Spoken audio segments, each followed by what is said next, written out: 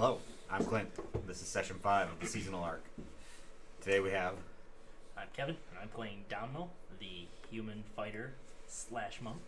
/monk. That's right, I forgot about that. I'm Chase. I'm playing Canathar, the human fighter slash not monk. Fair enough. And I'm Kyle. I'm playing Cassius, the human swashbuckling rogue ranger. That's right, you switched to ranger too. He did. Turok and Uriel will be here later, hopefully. Everyone else is dead. We decided. The world's died horrible deaths. Died horrible deaths. Who wants to do the recap of last time? And If you want to do the recap of last time, I can recap chat if you want. Okay. So last time we had made our way across the desert, and we happened upon the Font of Shadows, where Herber kind of entailed some details about the Font of Shadows, and then amongst ourselves we kind of got the idea that we may be able to get into the Font of Shadows if we were to gather some of the artifacts of the dead gods. So that kind of put a little fire under all of our asses, and we decided that was a good idea. And we also helped Kandara transport the rest of her fallen family and friends to and escorted them for a proper burial. funeral pyre.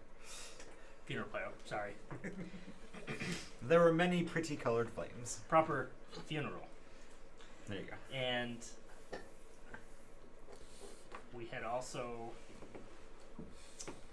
Oh man, I'm really bad at this. You'd think I'd be better. Herber had a talk with you guys to establish whether or not you were motivated purely by greed or whether you wanted to, quote unquote, save the world, as trite as that sounds. Yes, he did. After that, you guys, before the funeral pyre, you guys were still in the Font of Shadows area. You fought some husks. That was an interesting experience for everyone. Oh yeah, we found... Well, our players found out that husks really like studs. Yes, they do. And that is something you learned. After the... what was it? After the funeral, you guys all kind of started heading towards Millen. You found a guy, a young human, probably in his 20s, kind of passed out on the ground in the middle of the desert with reins clutched in his hands that had been gnawed on. At that point, you guys were about 3 days or so from Timon, correct? Millen. Yep, Timon.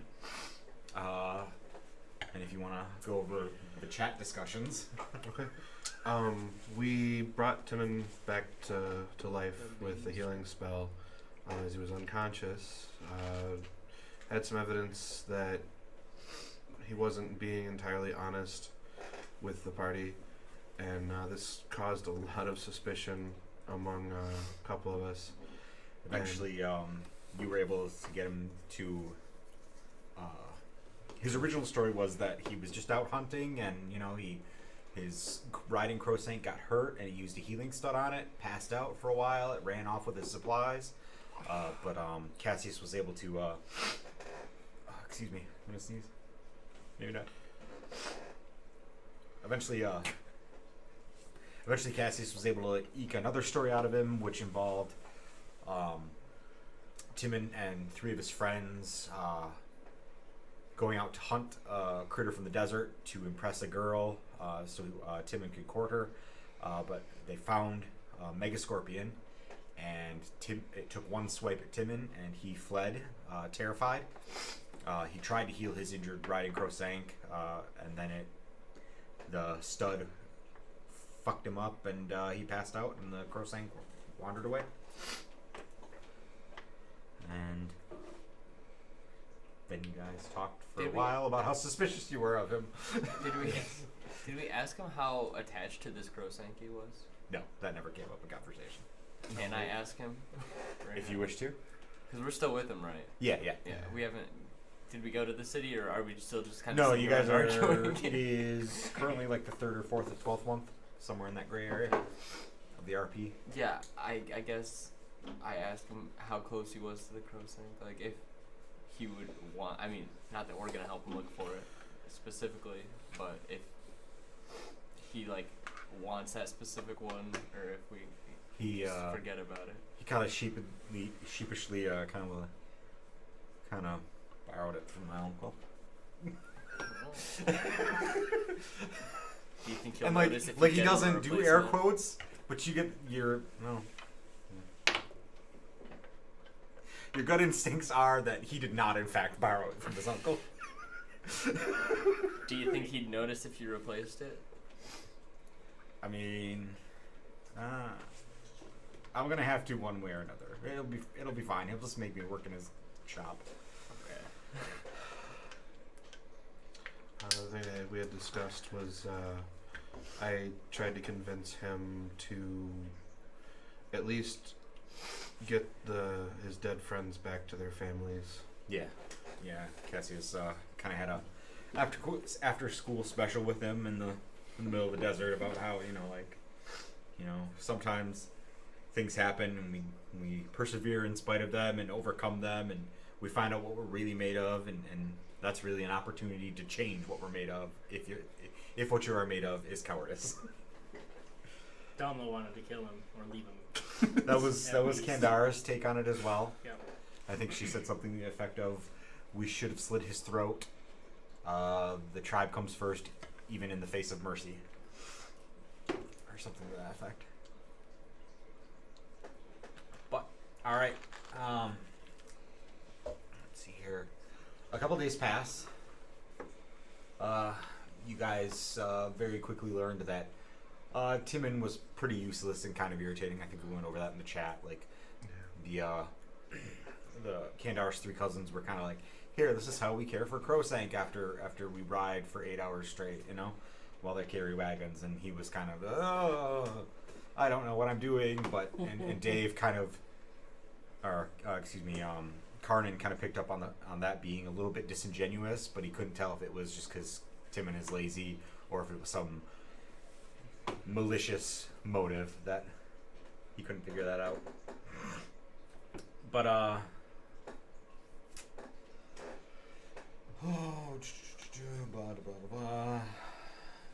so it's the 4th of 12th month, 4032 DOS. You guys have been trying to make use of him. The cousins take him out to hunt, but he scares the game away. Can barely start a fire. And he's really just too easily distracted to keep watch. Like, he'll wander and talk and, poke at things, and he's useless. He's a townie. So it's the 4th of 12th month, around 4032 DOS, around noon. You guys have stopped for the day. Set up wagon awnings for some shade. This is kind of the rest period of the day. You'll sit here for maybe 6 to 8 hours, depending, and try to avoid the heat of the sun for a little bit under the awnings. There it is again. Can't get rid of it. Okay. Oh, sneeze. I thought you were gonna yawn, and it was right when you said awning. So who is on watch right now? Kandara and the cousins and Herber are you've all eaten. Most everyone is laying down to rest. Are you guys resting? Who's on watch? That kind of thing. I'll watch. Okay. Oh, what? Jacob and Andrew could be on watch. Unless it's important. Dalma's sleeping Good plan. for the first time in a while, and I'm really fucking the map up right now. That's fine. Cassie's perception bonus is plus 3. I just Your wanna- perception bonus is plus 3, right? Yes. Now, normally Kanathar has trouble sleeping. But Getting a little dank. A little dank in the desert. Dank, dank, and in the dark. And there's Dave. listen, Doc, I'm up all night. Gee, lucky. I get really nervous when I'm on airplanes. God, I love John Laney. So, Cassius is doing his rounds. He's keeping an eye on things. Do you do a circuit of the camp? Do you go a mile out and do a circuit? Do you kind of want what's your pattern? Or do you just stand on top of a wagon, just turning in a circle? A little bit of that, and a little bit of just kind of walking around the wagons, not too far away from camp, but Okay.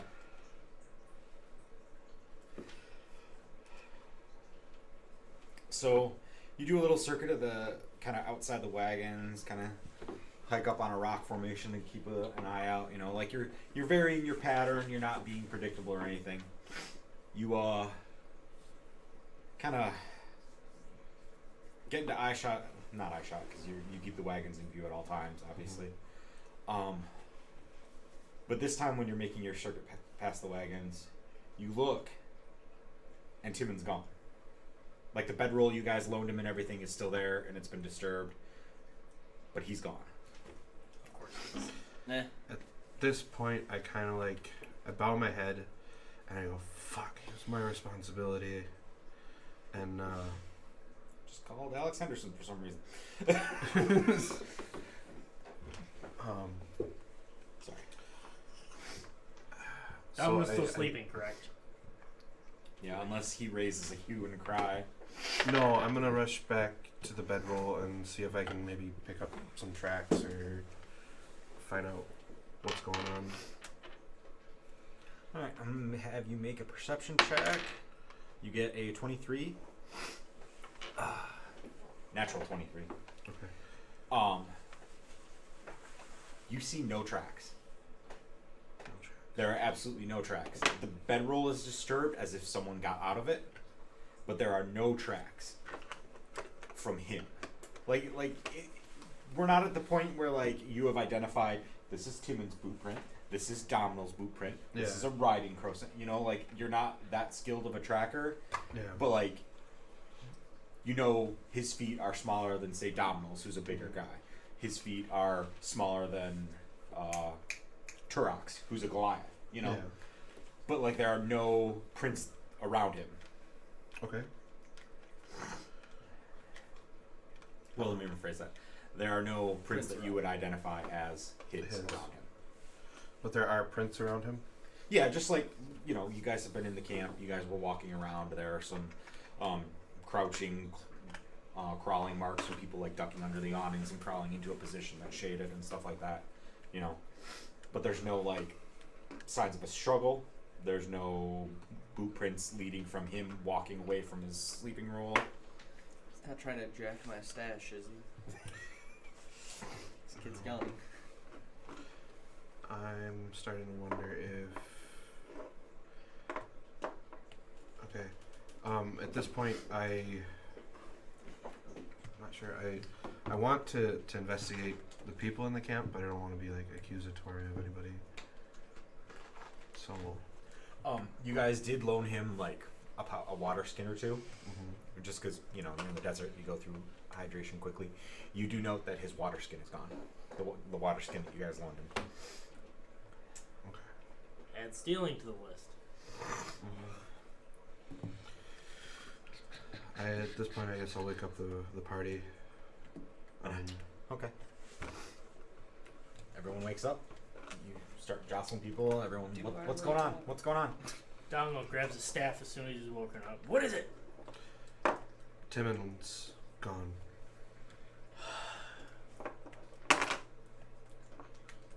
I won't even say it. All right, let's find him.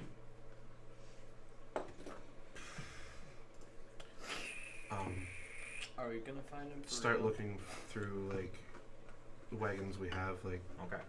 you know, seeing if maybe he's just getting like a midnight snack or some shit like that, or I'm gonna say we look through our stuff. yeah. If we don't find him, I don't care. So you're looking through the wagons. I'm gonna make an investigate check for you here. You're looking through the wagons, and you notice that there are maybe 5 days worth of food and water missing for one person. A whole pile of beef jerky and crowsank jerky and jester hound jerky and a couple portable water skins gone. No gold or anything is missing, because at this point you guys have enough gold that you can't really physically carry it on your person safely. You know, I think 100 gold weighs, or I think 100 gold weighs about a pound or 10 pounds or something like. I forget the ratio. Probably a pound. That It- makes sense. You can't carry piles of gold, but none of your gold is missing. None of your like torches or other supplies, none of your spare tools are for repairing the wagons. Nothing like that is missing. Just food and water. Okay. Standard coin weighs about a third of an ounce. 50 coins in a pound. Okay. So I guess at this point, not seeing any real valuables missing. Knowing the conversation I had with him last time, I don't see any like blood or anything like that anywhere. No. The only thing really disturbed around him is the bedroll. But it just looks like He was sleeping. swung it open and got up. He wouldn't sleep in the bedroll. It's fucking over 100 degrees. What am I talking about? Sleeping on So The bedroll that he was laying on in the 110 degree heat, 120 degree heat is disturbed as if someone got up off of it. Okay. Didn't make his bedroll. Should check with Herbert and Kendara to make sure that they don't have anything missing. Herbert checks his stuff, and Kendara checks her. Everyone at this point is checking their possessions, and no one comes back with, I'm missing this. Everything, it just seems like the only thing stolen is a little bit of food and water. I mean, yeah, he stole it, but I had bought it, so I mean, I'm not too upset about it. Also, It how much sucks, time are we gonna but- wait? Like, we tried to help this kid out. He stole a little bit of food Yeah, from us. I'm we not- have a lot of money. I'd say we He forget didn't about take it. I'm any not valuable, worried. so That he stole from us. That's whatever. Yeah. We have enough gold. That's fucking pennies. Yeah. It's information that he might have stolen. Kendara, after Donald says that, Kendara nods and says, I'm certain he's an agent of my father. That's fair, I guess. It looks like Herbert, like he had never ever conceived that this young man boss. That's basically- What? That's That's an agent of her father? That's me too, basically. Herbert is not what you would call suspicious and untrusting by nature. He had interpreted this young man's plight as completely genuine. Just thinks everyone's there to be a good guy. Yeah. It's kind of adorable. He means well. He means well. He's been living in an ivory tower his entire fucking life. Yeah, that'll do it. well, we need to pick up his trail then. That's Kendara looks at Cassius and says, no, we do not. We need to proceed to Millen to recover the Chalice of Balance. I like it. It's not concerned right now. what are we waiting for I mean, then? if he is an agent, I'm pretty sure he has the skills to at least waste our time a little bit before we find him. Let's just get a move on. Put it this way too. We're going to Millen. If he's going anywhere first, he's going to Millen. He's not heading back to Yeah, not with 5 days. Wasp with no supplies, with a little bit of food and one water skin. He'll never make it anyways. That's best case scenario for us. So maybe we get lucky and run into him back at Millen. Well, alright. Metris kind of says, let's double the guard. I know normally we keep watch with one, maybe two people. Let's. I know it means less sleep for all of us, but let's 3 people at a time. Agreed. Yeah. So, all right. Everyone kind of goes back to bed, and 3 of you are on watch now, and maybe it's the 3 of you here, and you trade it Sure. out with the cousins, and then maybe Metris, and you figure out a ratio where most of you get enough sleep. Herbert does not do guard duty. Kendara does though. Which is the way we want it. Yes. So your rest period passes normally, and there's nothing eventful. And maybe a jester hound starts laughing off in the distance, but it's just one jester hound, and they're only a little bit bigger than foxes, so it's not a big deal. Not a threat. All right. A few more days pass uneventfully, and you start to pass into the more fertile areas around the cities. It's now the 9th of 12th month, 4033 US. I forgot that we changed year. Wait. No, we Not didn't. yet. That's the 9th. Yeah. When I was writing the scenario, at some point the year changes and I had to go back and I went back too far, changing dates. That's what happened there. So it's the 9th of 12th month, 4032 DOS. You've passed into the more fertile region of towns that surrounds the cities. There's a pretty significant difference here in this region than the area around Walasp. Everything is greener than the deep desert here, but the towns you pass through are dirtier and dingier. You see more armed warrior soldier types loitering around.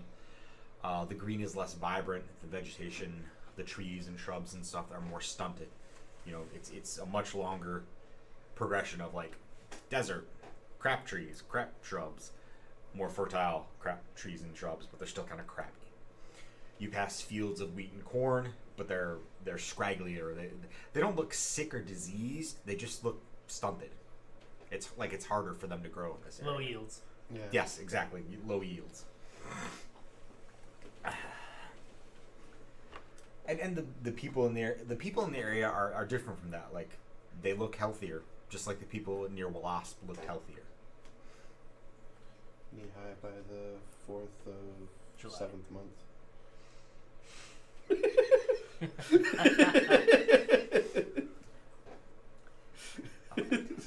A few more days pass.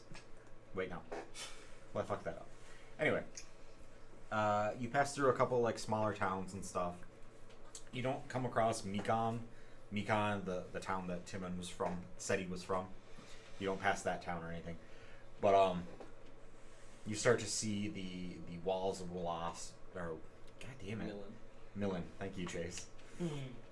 And they're just like Wasp. They're huge and black and rise a mile up into the sky of the city is an octagon of black walls. You know, So same shape and everything. same shape and everything. Okay. So now it is the 9th of 12th month, 4032 DOS. It's about 7 in the evening. You're about 2 hours away from the gates of Millen. Herbert calls out to you all from his position atop the rear wagon and hollers, "Gentlemen, Kandara, Metris, could we perhaps stop for a moment?" For what? Do you yawn in character too? Yeah. Yeah, yawn in character too. I'd like to take a break and discuss things before we enter the city. Okay. I'm by me. Okay. So Herbert approaches the 6 of you. I'm including everyone else that's not here. And he hands each of you 8 platinum pieces and 5 gold pieces, which is 85 gold. He says, "Gentlemen, I believe this covers your payment for the last 17 days."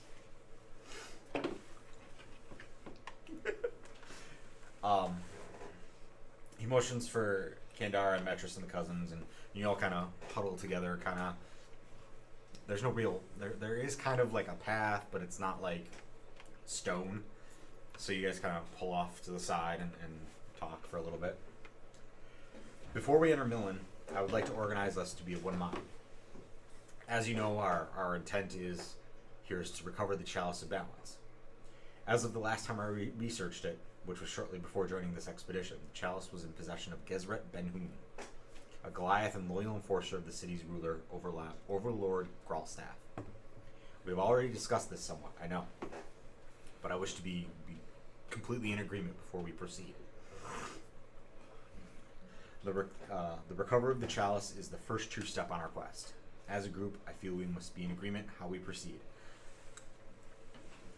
Do we attempt to recover the Chalice via legitimate means, paying or bartering for possession of it? Or is our first step to be taking it by force and subterfuge? I don't think we need to go to force right away. Yeah, probably legitimate means first. I think legitimate is our best way of going at first. If not, we can regroup and discuss subterfuge. I'm not sure if force is Another a wise thing- option. Another thing to keep in mind if Plan B is subterfuge, he knows we're here at that point, and he knows who will have taken it. We need to have a plan to get out if that's where it goes. Well, yes, of course. Kandara and Metris are kind of like, yeah, let's try legitimate means first. The cousins are like, whatever. We're just here to back Kandar. So you guys spend about 30 seconds discussing this, and Herbert kind of, well, I see we're all in agreement. I apologize for completely stopping our caravan, and okay, let's go. That's okay, Herbert. Good to be cautious.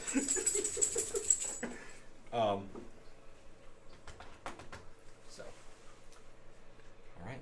At this point, I just want to reiterate for everyone to be on the same page. You guys started this whole trip with I think like 90 days worth of food and water.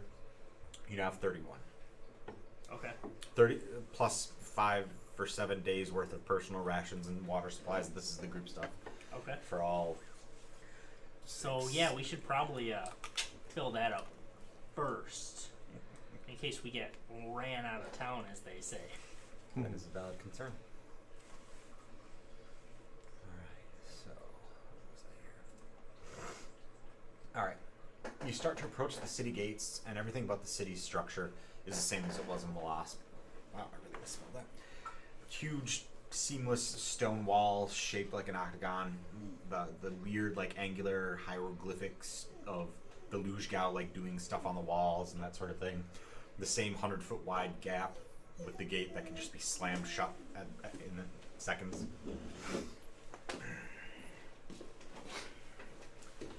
The foot and wagon traffic into and out of Millen is very sparse. Like, you guys were assaulted by noise and humanoid stink when you were this close to the gates of Wasp, and some of that was due to the great games and everyone like, oh, we gotta see the games and all that bullshit. But the traffic entering and exit Millen is just barely a trickle. It's like a group of 2 people, and then like 5 minutes later, a group of 4 or 5 people, entering and exiting. You guys have no, like, you just ride right up to the gates. There's no real line. Another thing that's different is the guards themselves. They're not lazy and uninterested per se, but your gut instincts say that kind of tell you that they 100% do not give a shit who enters or exits the city. They're not vetting people at all, which was different from Wasp, where they were at least doing cursory inspections of like, what's your business here? What do you got on the wagons? That kind of thing. The other thing is these guys look like bruisers. Like, they have kind of softened features from like the health imbued in the cities, but like these are dudes that have had their noses broken a couple times. Like, these are scarred up bruiser thugs. And your gut instincts say you could probably take them, but it'd be a fight. Both sides would get a little bloody, however it ended. They're probably level 3 or level 4.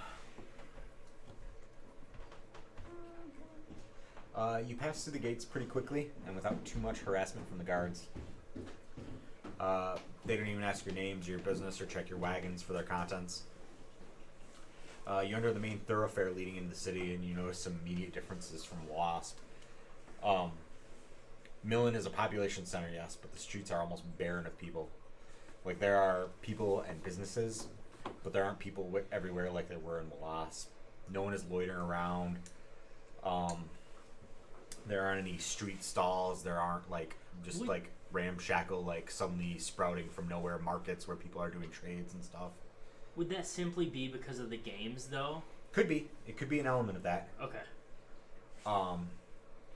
The city is also quieter. It's not silent by any means, but like the constant buzz of people and conversation you could hear in Wasp is extremely subdued. Like, it's not, like you stand on any city street in even a small town, and you're gonna hear honking and cars driving and stuff, and like there aren't cars that honk and drive in this world, but like there'd be noise from people doing things even a block away. Carts moving. Yeah, Right, carts yeah. rattling down the road, Shifting. crow-sanks farting and whatnot and shitting, and guards yelling at people. There's an element of that. Criers. Oh, I thought of a name for their crochet. It's Blossom. There's an element of that to Millen, but it's very subdued. Okay. And looking around at the people, they're very furtive. Like they're kind of like keeping it and like running across the street. Like they're looking behind them. They're looking ahead of them. Like they have their heads on a swivel.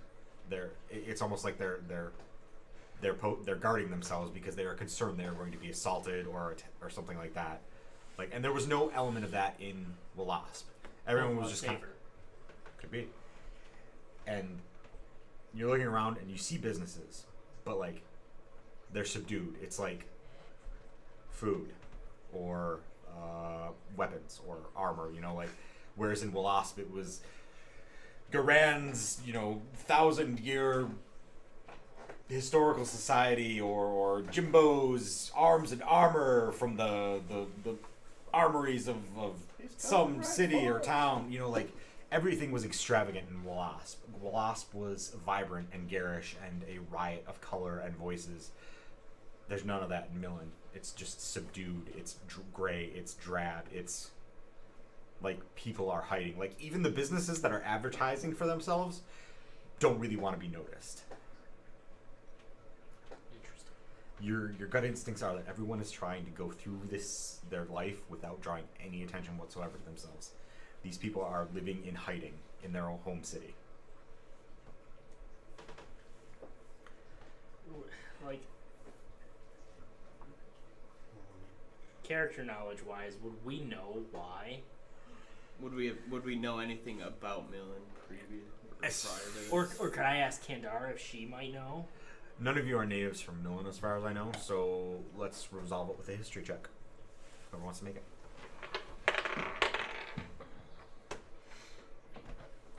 And you guys do know that this city is the only place where slavery is legal. 18. Okay. Domhnall, unless Chase got higher. I didn't even try. I have the Okay. 0 to history. Okay. Low intelligence character.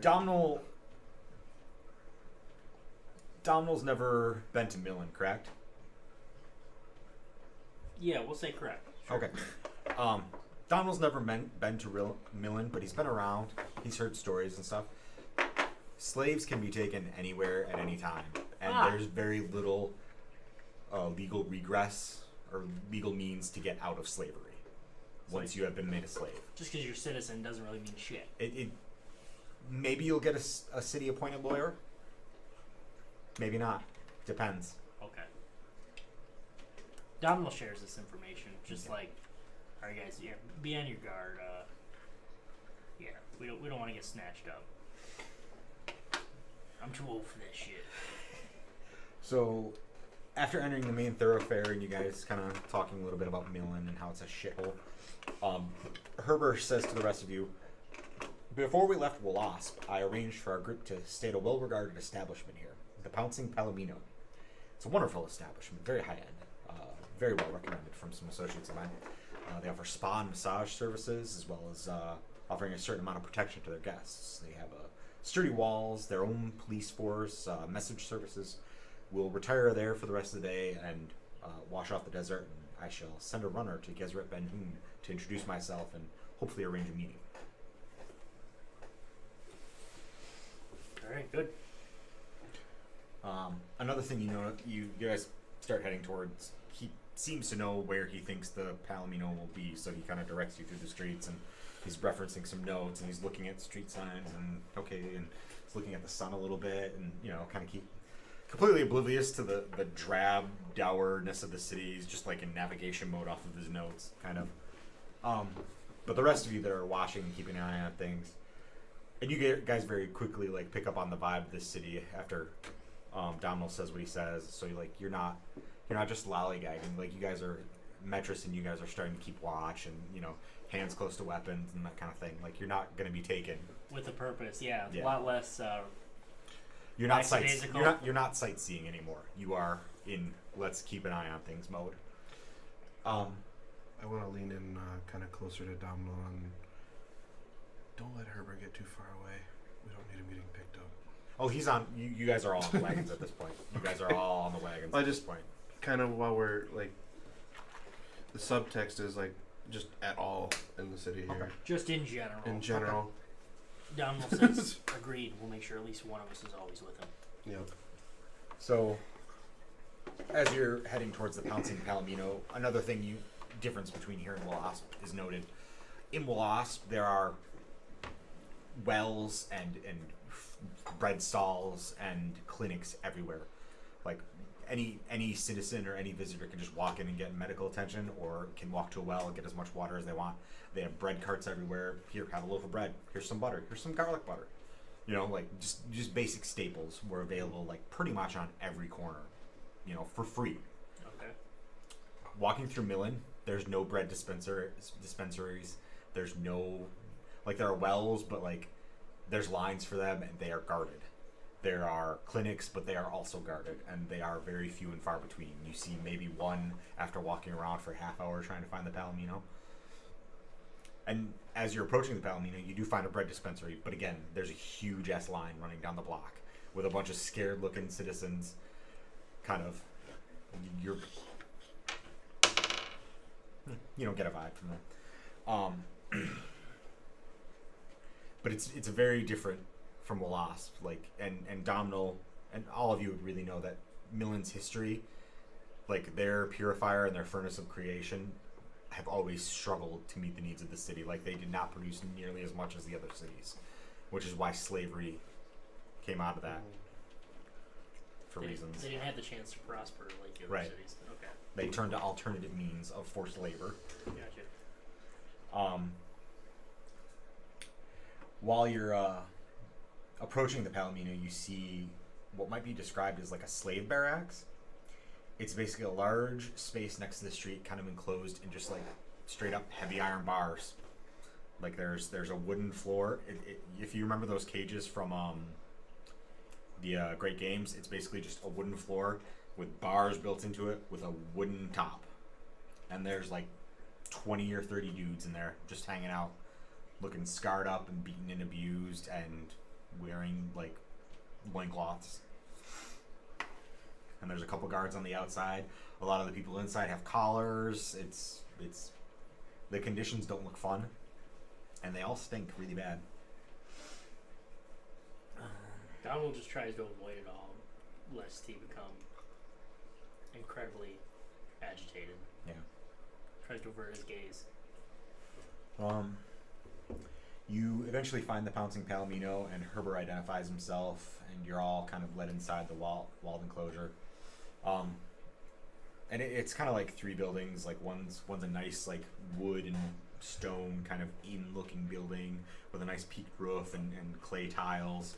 Another is just a big like wooden barn. Another is kind of a very fancy-looking kind of gray stone building that you assume is the spa or massage parlor or something. You don't know. But it's three buildings. Your crowsank and wagons are kind of sent to the barn-type building. You kind of go inside the tavern inn-type building, and where is it here? The first floor is just kind of, you kind of enter into a common room, and there's like a kitchen over here and stairs leading up to the next floor and stuff, and there's a couple doors over on the other side of the room. The owner of the establishment is a middle-aged, kind of city-born woman dressed in kind of like a tunic, vest, trousers, that sort of a deal. She introduces herself as Mel Camda. She says, "Greetings, travelers. Your rooms are upstairs." She points to a door over here to the stairwell. She points to another door and says, "That door leads to the spa house. Feel free to refresh yourselves at your leisure. When you feel hungry, please let me or one of my staff know, and we'll prepare some food for you. Fare is simple today: deep crow soup and black bread." Now, are any of you familiar with Millen? Not at all. Maybe just from hearing and passing, but She nods and says, "For your safety, I advise you to remain in the Palomino unless you have business in the city. I've already arranged for messengers to arrive shortly. Mr. Compto mentioned he had business here in the city. Do not go out to explore the city or do some shopping unless you believe it is absolutely necessary.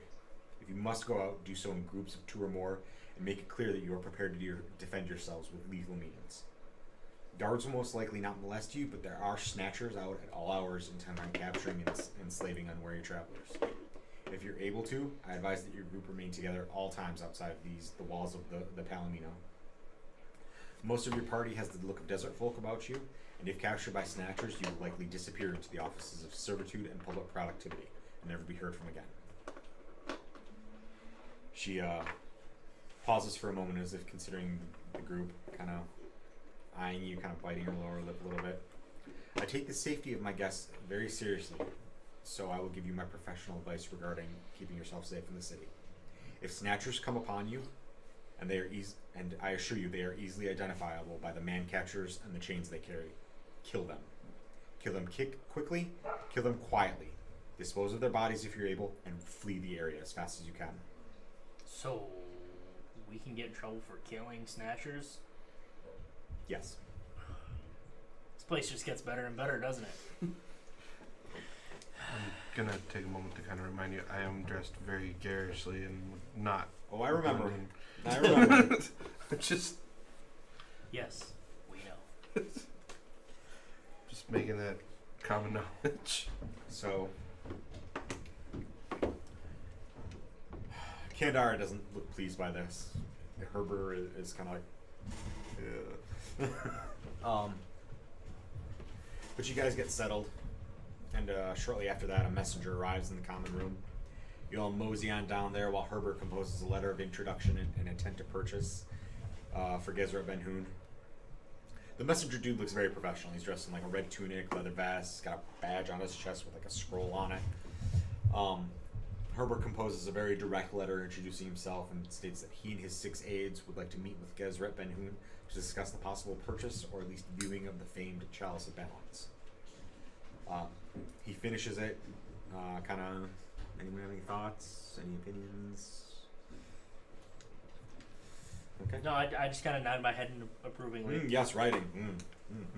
Yeah, exactly. He puts a seal on it with like a signet ring and some wax. Hands payment to the messenger, and the guy just grabs it, chalks it off. Afterwards, after the guy runs off, Herbert kind of keeps an eye on the door to make sure he doesn't run back in, and he says to you guys, I felt it prudent to leave Kandara and her party out of this. As we have discussed, we do not know the reach of Mr. Hargroove or what agents he may have in this city. And he turns to Kandara and says, Kandara, if you're agreeable to it, I request that you and your portion of our party remain in relative safety here while we meet with Mr. Ben Hoon.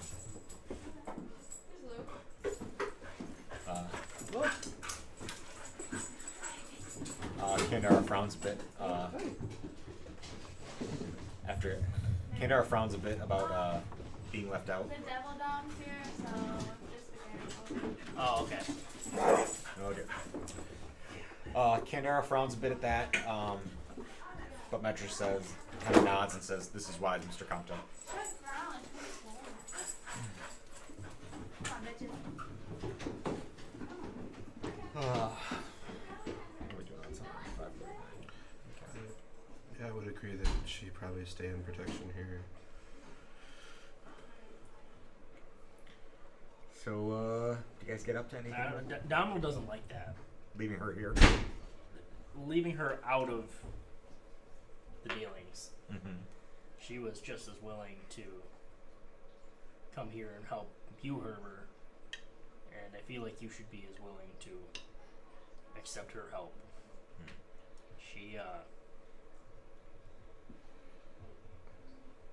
She took very little convincing to allow you to come with her caravan, and you saw what we were attacked by on the way here.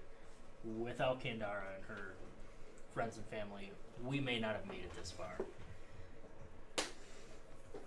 Be uncomfortable or not with it, I think she deserves a say at least. But Herbert says, he looks super awkward, like just like, but he says that is a fair point, Domhnall. Mrs. Kandara, how do you feel about this? Kandara kind of frowns at him and says, I dislike being left out of things, but you raise a fair point about the reach of my father. He and this Gezret Ben Hoon are both politicians, and we may... They may have no dealings, but they do run in the same circles, albeit in different cities. perhaps it is wise if I and Metris and my cousins remain here. Very well. I just wanted you to actually have an actual say in this. I appreciate the thought, Donald. I agree that it's a wise decision, but it's a decision that should be made nonetheless. Herbert says to Kandara, please forgive me, madam. I should not have overstepped myself. You have been nothing but kind to. You were nothing but kind to me on when I horned in, so to speak, on your trip. It was unthinking of me to determine your place in the group. Kandara's kind of like,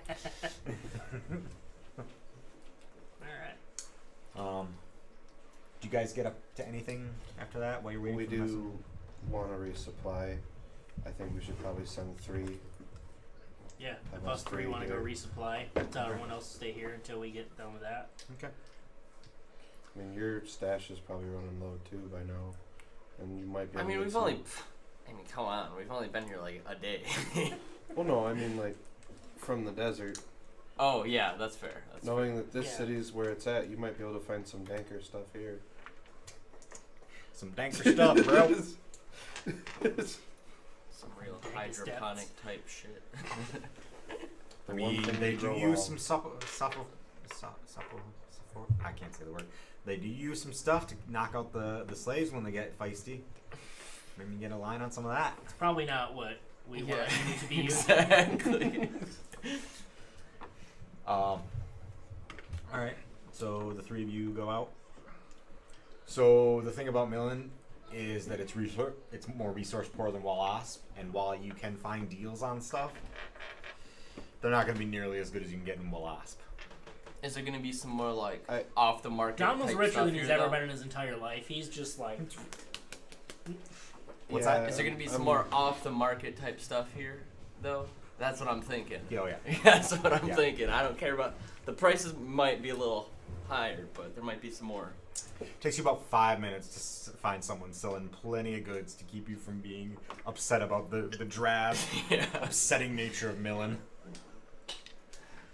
So, you guys... Oh, crap. Where are my prices? I had some prices written down, but I forgot them. So, how many hours do you guys spend looking for supplies? Not too many. 1. That's what my dice says. Okay, 1 hour. That's how many Donald says before he's like, all right, I'm over it. I'm fine with an hour. Yeah. How much are you looking to purchase as far as supplies? Like, So we get back up to 90 days. 90 just in days. case. And then I wanted to get some. So 60, 59. See if I can get some armor and that here. Yeah, I'd like to check out an armory. And get a I want to little point out weapons that and a longbow. Mel Camden, the proprietress, she frowns at you guys immediately deciding to go out and go shopping. After she said, don't do that. After she specifically said, "Be careful, don't go do that." I'm glad she frowns. We didn't all go God. do it. Oh, what am I looking for?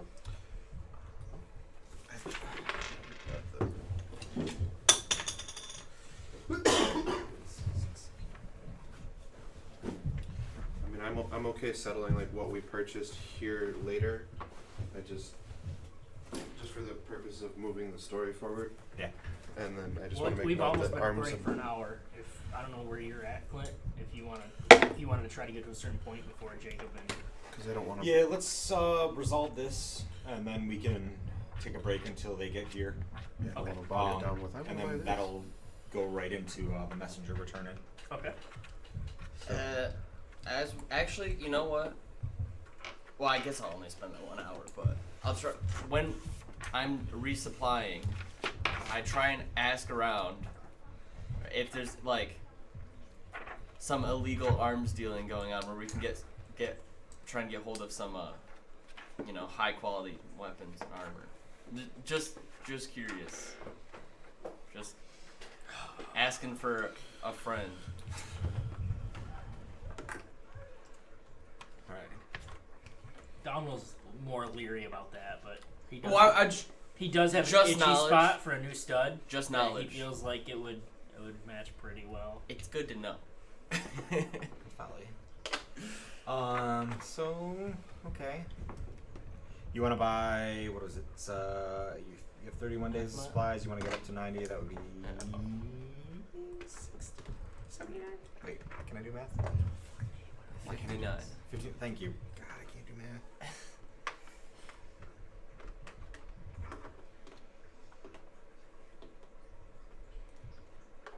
Yeah, because I'd like to get a longbow.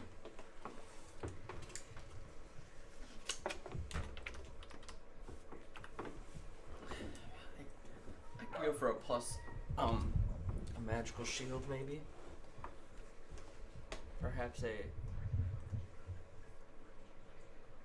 fine crafted longsword. That's better than mine.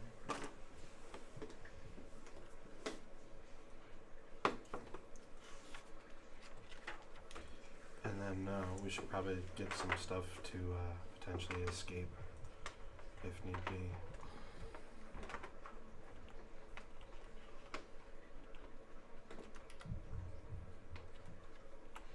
Nets, ball bearings, caltrops, rope. So grappling you hooks. guys find supplies, and the prices are kind of shitty. 58 gold, In total? 4 silver, and 1 copper for food. Donald says he'll take care of this. You got it? Okay. Yep. So how much was that? 58. 58 gold, Four, 4 silver. I was gonna round up to 59 gold. You That's good with fine. That's fine. Keep All your right. change. All right. So. that? Yeah, I give someone a nice little tip. Okay. What did Kanathar want to do? When I'm resupplying my, is it Muknut? Is it Nakma. Nukma? Okay. I just casually ask if there's a place where I can get some off-market weapons, maybe. Okay. That's about it. Are you looking for magic weapons? Is that, Kind of, yeah. is that what you're actually doing? Yeah. Okay. Donald's totally gonna spend a very short amount of time looking for a stud fireball.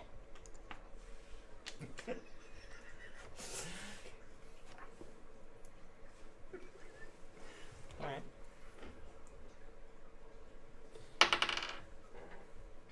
Like, just if a shop that sells studs catches his eye, he might go in and ask them. But other than that, he's not gonna actively.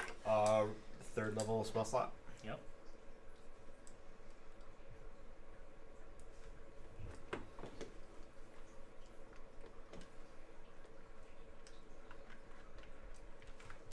$3,000.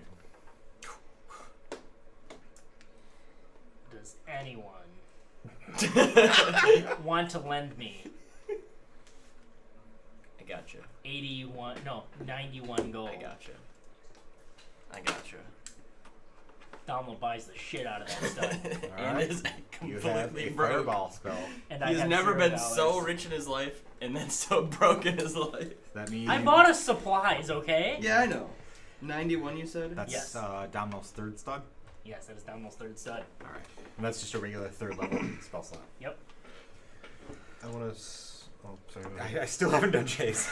It's I'm okay. sorry. Sorry, I I thought didn't we mean to did. interrupt. I'm sorry, That's Chase. sorry. So Chase, 20 gold. Okay, for resupply. Nukma? Yep. That'll get you to the next city, Yeah. We're whenever hoping. that is. Just kind of hand waving it. How long a supply lasts you. Yeah. And you want a magic sword, axe, bow, shield. I use a longsword Oh, and you a do shield, magic. so either one I'm fine Okay. with, or both. I don't know how expensive they're gonna be. But either one I'm really fine with. I added it to my notes, Kanathar, that I owe you 91 gold. Make it 90 since you paid for the supplies. Wow, thanks for the bargain.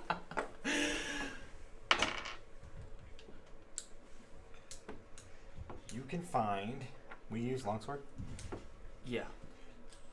You can find a magic longsword that may or may not. That has a stud implanted in it to make it magic. Okay. That may or may not do something cool. For 2,000 gold. So would I use it like using a stud? No, the magic items work. Okay. Magic items are Okay. made by implanting studs in Okay. items. So Sometimes they do cool things, other times not so much. It's not really gonna do anything bad though, right? Okay. Would you like me to roll and find out? You don't have to buy it yet. This is a Yeah. freebie. I'll tell Can you. he- Yeah. I'll tell you beforehand. Yeah. I'll pay an extra 100 gold if I know if this thing is bad. Yeah, $2,000. It'll be +1. Nice. I'll take it. All right. You guys buying stuff. How are your finances doing? You got almost 4,000 gold. I think so. Right? Shit. You might have missed one of the gold things we got. but- Maybe. Maybe. I bought a stud prior too. Yeah, you bought a stud prior. Oh, and you I- guys got a little bit over $2,000 for Yeah. just Yep. No, he's the right. arena. Yeah. Totally Yeah, forgot. I I didn't already have bought a- a stud previously. Mm-hmm. All right. So just longsword +1 is what Longsword +1.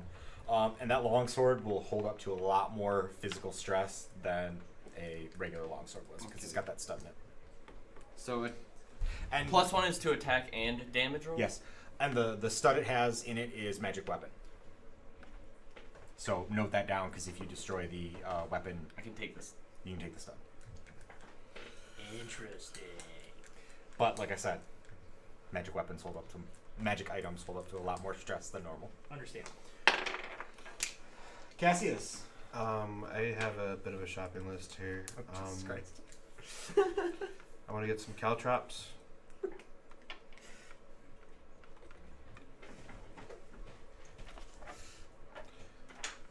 Do you need me to put Hang have on them one right here? second. I'm gonna keep a running tally of the cost of all this nonsense.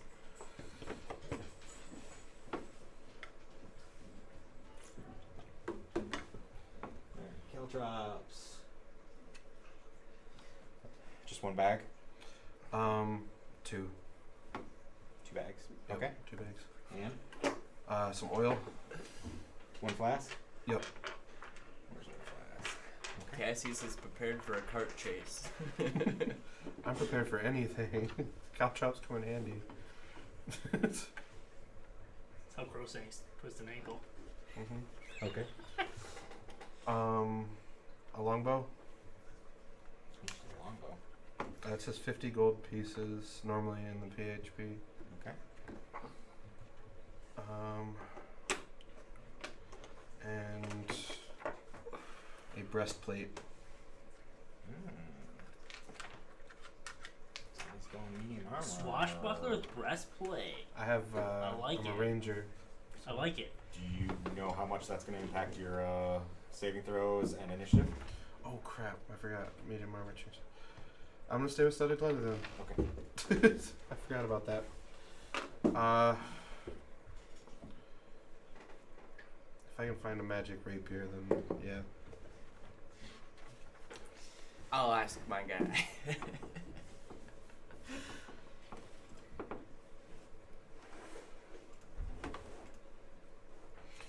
Oh, and a net.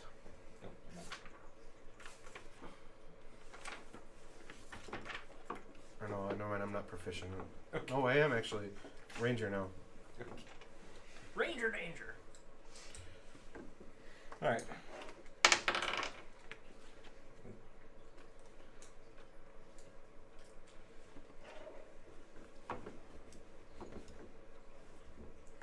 You find all that for 79 gold and 6 silver. Including the rapier? No, not the rapier. All right, we're gonna resolve the rapier differently. Okay. You said 79 gold? I'm Yeah. gonna just say 80. That's fine.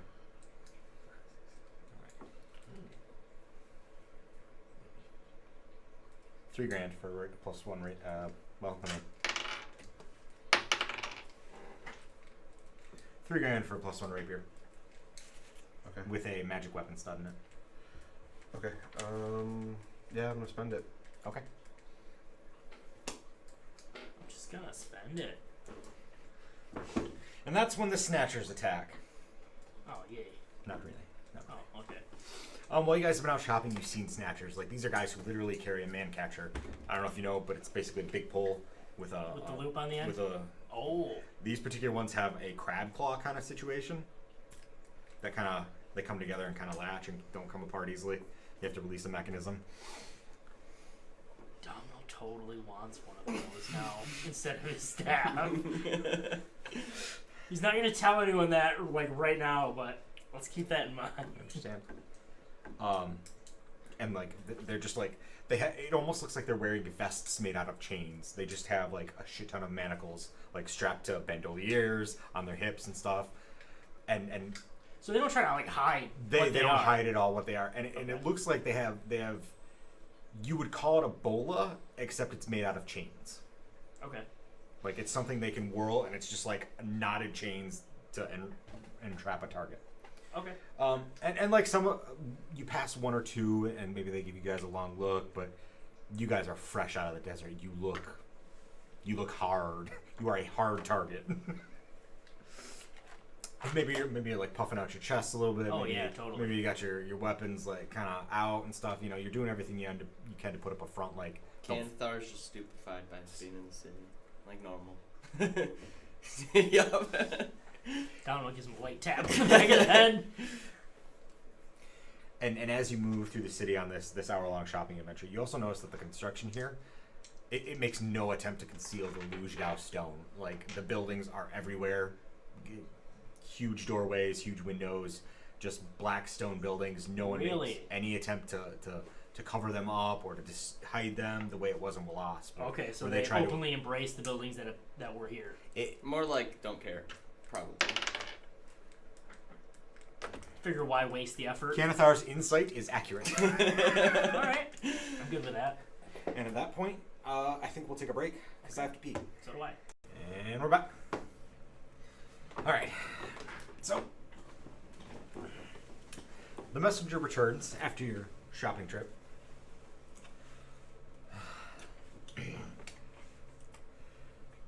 You guys were out for about an hour.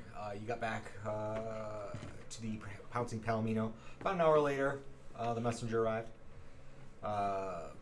Maybe not the same dude, but same outfit. He's got a very official-looking scroll that he hands to Herbert. Herbert overtips him by about 30% and sits down at a table in the common room to read it. I'm assuming you guys kind of cluster around him and approach him and that sort of thing. Yeah. After he finishes, he rolls it up and looks at all of you and says, Mr. Ben-Hoon has agreed to meet with us in his business offices at 3 in the afternoon on the 11th of this month, which is 2 days? 2 days.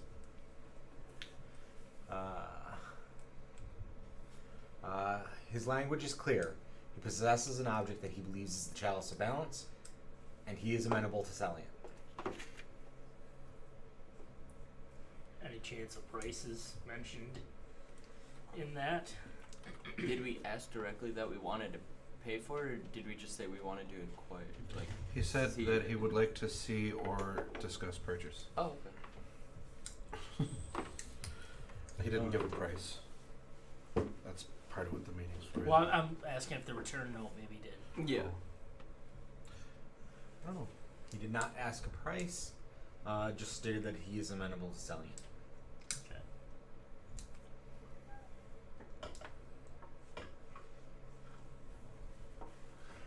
Herbert says, I have a small concern, gentlemen. My initial offer for the chalice is to be 20,000 gold. I have a suspicion that Mr. Ben-Hoon will desire more coin than this. My concern is, should we head to a banking center before dealing with him, or once we establish the price? I must admit, given what Miss Camda has said about the dangers of walking the city streets, I am a little fearful of withdrawing funds from a bank and then walking about the city streets with them. What are your thoughts? I would tell him. Go ahead. If we show up with more money, he'll probably be more insistent that we pay him more if we try and barter. If we only have the 20,000, he might be a little more lax on the price if it's kind of close. My thought is, I don't think we need to go in there with any money on person ready to spend. We're discussing price. We're not exchanging it now. If we go in there with money in our hands and he decides, I have a chalice and I have 20,000 plus gold, I can have both by signaling my men. He does have a lot of men. Yeah, I say that's a terrible idea to go with the money. we can arrange a payment later. Yeah.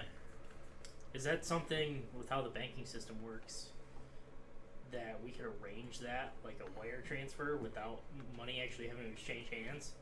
To kind of mitigate the risk? Maybe. Okay. We can figure that out later. Not a big deal. Anyone got a portable hole? We can just drop it through. Look around. Herbert says, "All right, that is wise. Let's meet with him first, discuss price, and then we can, however we're able to, arrange for transfer funds." Makes sense. So, rest of the day passes fairly uneventful. He wanted to meet with you at like 3 in the afternoon, I think, something like that. Yeah. I didn't write it down here. Sounds 3 in the reasonable. afternoon on the 11th of 12th month. Yes. Yeah, 3. You're right. So the rest of the day passes pretty uneventfully. You guys have shopped. You're all well fed. Metris gets himself a massage. The cousins play some card games in the common room, that sort of thing. Nobody really does much. The next day, the 10th of 12th month, also passes pretty uneventfully. As far as you guys can tell, you are Miss Camda's only patrons at the moment. She's polite, but not overly friendly. Like, she doesn't want to hear your life stories or anything. Like, she's not, she works with people and in the service industry, but she's not a real big people person. Like, she doesn't go out of her way to, like, tell me your story, travelers. Makes sense. Kendara, Metris, and her cousins have all kind of agreed to keep indoors, keep out of sight, that kind of thing, just to not give her father any chances or any options, you know what I mean? So they're all kind of going a little stir crazy, hiding out. Herbert is camped out in his bedroom, just going over his notes about the artifacts and that sort of thing. Do you guys get up to anything today on the 10th, or just kind of hang out until tomorrow? Yeah, I don't think so. I think I'm pretty well set. I don't have any pressing need to. I might get a massage too. Okay. They don't offer happy endings. It's Help just, No, that I wasn't looking for one actually. Okay. This Just completely professional, very competent massages. good. My muscles ache. 2 in the morning rolls around. Are you all in bed? Are you staying up late? What's your plan of action for the evening? Bed early. Rest. Don't know what's going on tomorrow, so. Okay. Yeah.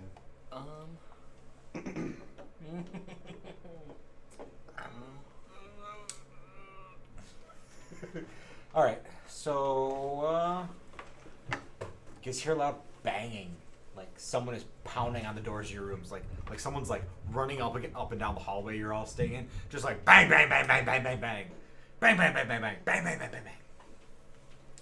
So you're whether you're asleep or awake, or maybe just staring off at the really, really interesting looking knot on the woodwork of the wall, like just like, yeah, that's neat. We've all been there, right? We've all been there. Whatever you're doing, like all of a sudden, like, whoa, hey, what, huh?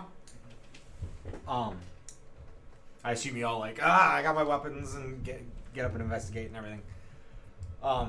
You find Herbert wearing pajamas, and like classic old man pajamas with like the long johns and the button down, and like maybe the little hat.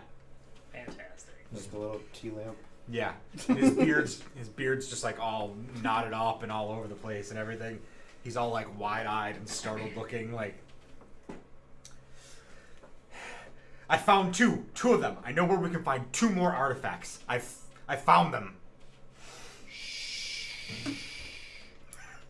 Yeah, man, chill out. Interesting, Herbert. Where might that be? Is this in the hallway? Yeah, like right in the hallway. Pull him right into the nearest room. Oh yeah. And discussed. We wouldn't speak of this, Herbert. Of course. Oh, I'm sorry. I was so excited.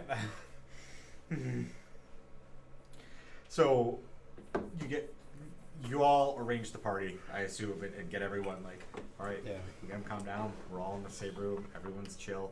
The cousins are out, like they got their bows out in the hallway, like they're guarding you, making sure no one's like where they shouldn't be. I found two: a blade of bone and flame, and the last known location of the rotting teeth of autumn. 200 years ago, there was a war between two Goliath tribes near the Pillars of Iron. You can see them on the map. The invading tribe was destroyed, but in battle they wielded their leader or champion or whatever wielded a spear described as a haft of bone as black as death and a head as sharp and fiery as the blazing sun. Ignoring the poetic sentiment for a moment, one of the blades of bone and flame is supposed to take the form of a pole or spear arm or a long weapon with a head of flame. Sounds promising. These weapons all have the appearance of a haft or handle of black bone. The defending Goliath tribe, the Nithnet, they still live among the Pillars of Iron to this day. They would, assuming the accuracy of this story, they would have looted the blade from their attackers. And given that they do survive to this day, several hundred years later, or 200 years later, they may still possess the blade. That may be the key to their survival. A weapon such as that could ensure a tribe's survival when other means would cause them to be subsumed by other tribes or just die out because they couldn't kill game. With a blade of bone and flame, they could easily hunt dragons and mega scorpions and the biggest of crowsank. You know, it would be no issue with a weapon such as that. And he goes on to say, as far as the rotting teeth of autumn are concerned, I have found some correspondence I had with Eriskor Mangoinen. This was a contemporary he had that was the last known person to possess them. He went on an archaeological dig and was never heard from again. Herbert mentioned that, I think, last session or the session before, Yep. one of the two. Yep. He produces that map, and he points to square W14. This is where Eriskor Mangoinen's last archaeological dig was prior to his disappearance and whatnot. It's been 10 years since his disappearance, but no member of that expedition has ever returned. No rescue effort was ever mounted, as far as I know. And as you can see, this location is in the deep desert, far from anything resembling civilization. I suspect that we will find the rotting teeth of autumn here among the ruins of his expedition. Assuming they haven't been claimed by crazed albino cannibals or other tribes people of the desert. I know little of that area as far as the tribes are concerned, but it stands to reason that if that was the last known location, it's very likely that is where they'll be. And then Herbert yawns. It's way past his bedtime. Do we know for sure the font was created by the Lejago, or was it created by the gods? Or no one really knows for sure?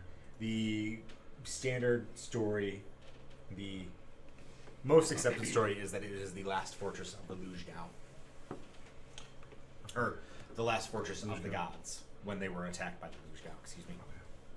Because my thought is that do we want to get a weapon that will break and otherwise attack the walls when our experience with the cities is if you damage the black stones, the descendants will,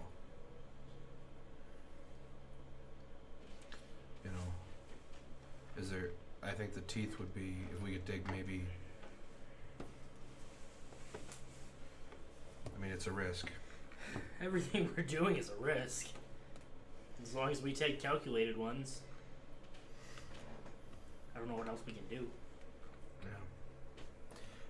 Herbert says, Cassius makes an interesting point. But the question becomes, when the descendants of Lujgao defend the cities, are they defending the cities, or are they defending the people within the cities? No wall or city structure has ever been damaged by any mortal means. And no invading army has ever reached the walls of a city. We have, is the response of the descendants of Luzhgao the defense of themselves, the city, the citizens of the city? Additionally, it's worth considering that no descendant of the Luzhgao has ever been seen in or around the Font of Shadows. Yes. True. Very true. It's just a thought I had been having. It's wise to consider all possibilities, but we have no way of knowing what will happen if we successfully damage the Font of Shadows. Very well.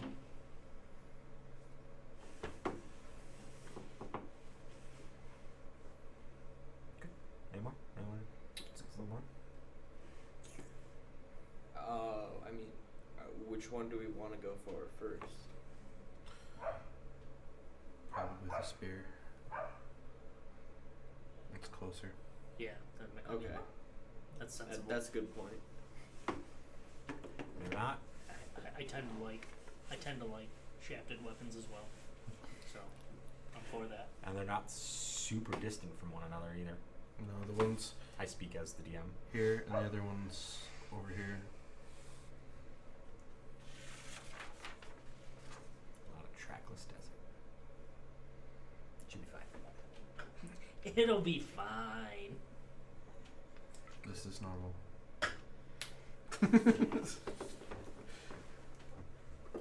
Everything's normal. Okay. That being said, the spear. We do plan on coming back for the blood when we get a little bit more weapons to deal with dragons. That's true. We know that we need to go get, or we want to investigate that, and the spear will help us with that. I don't know how well the teeth will work for. Well, let's also maybe focus on the chalice right this second. Yeah. Let's not get ahead of ourselves, everyone. Yeah. But this is good news, Herber. You're clearly on top of your game. Thank you. I feel that. I believe I can track down the other three blades if I can compare my notes to a library of some sort. So, but right now we have leads, and that's the important thing. Agreed. You guys kind of bundle them off to bed. Domo tucks him in. He doesn't. So the rest of the morning, evening, whatever you want to call it, at 2 a.m. Passes uneventfully. You wake up the next day. It's the 11th. It's the 11th of 12th month. That's the sound they make when we open his room. Come on in.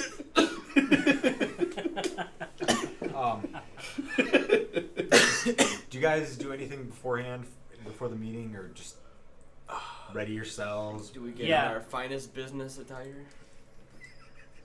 I attach my third stud. Yeah. Good plan.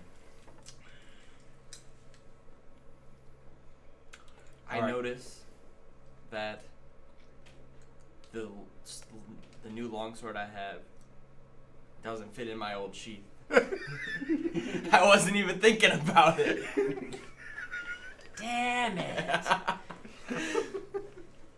was in here a rip. It holds it enough, but I'm gonna need a new sheath. That's all I'm saying. Do you want to just take a quick side trip on your own to go? It's not out of the way.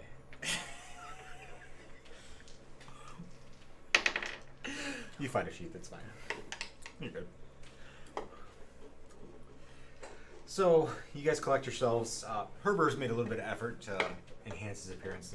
His gray beard is nice and oiled. His hair is oiled.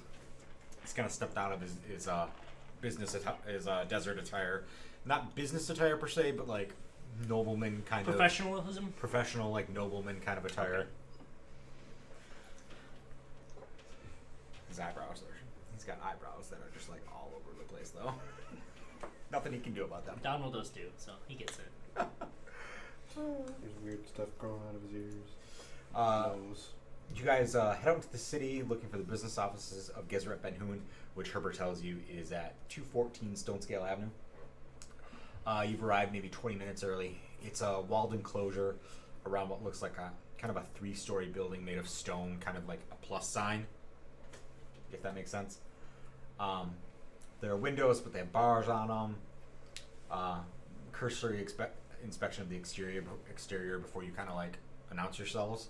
You can see that there are like 24 guards.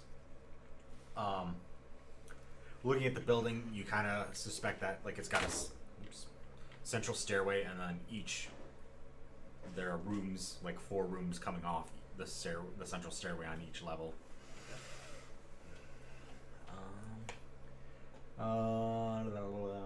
The guards don't really have any uniform appearance. Some are Goliath, some are human, male, female. Most are lightly armored, some have shields, some have crossbows, like it's kind of all over the place. They all have kind of the rough and tumble look to them, like they kind of start out as back alley like brawlers or boxers or something, and have been enjoying gainful employment for years now. So they're a little fattened up, but they still look like they're thugs. You wait for about 15 minutes, and an aide that looks like one of those bruiser thug dudes, a human one kind of crammed into a fancy butler suit, comes down to the waiting room.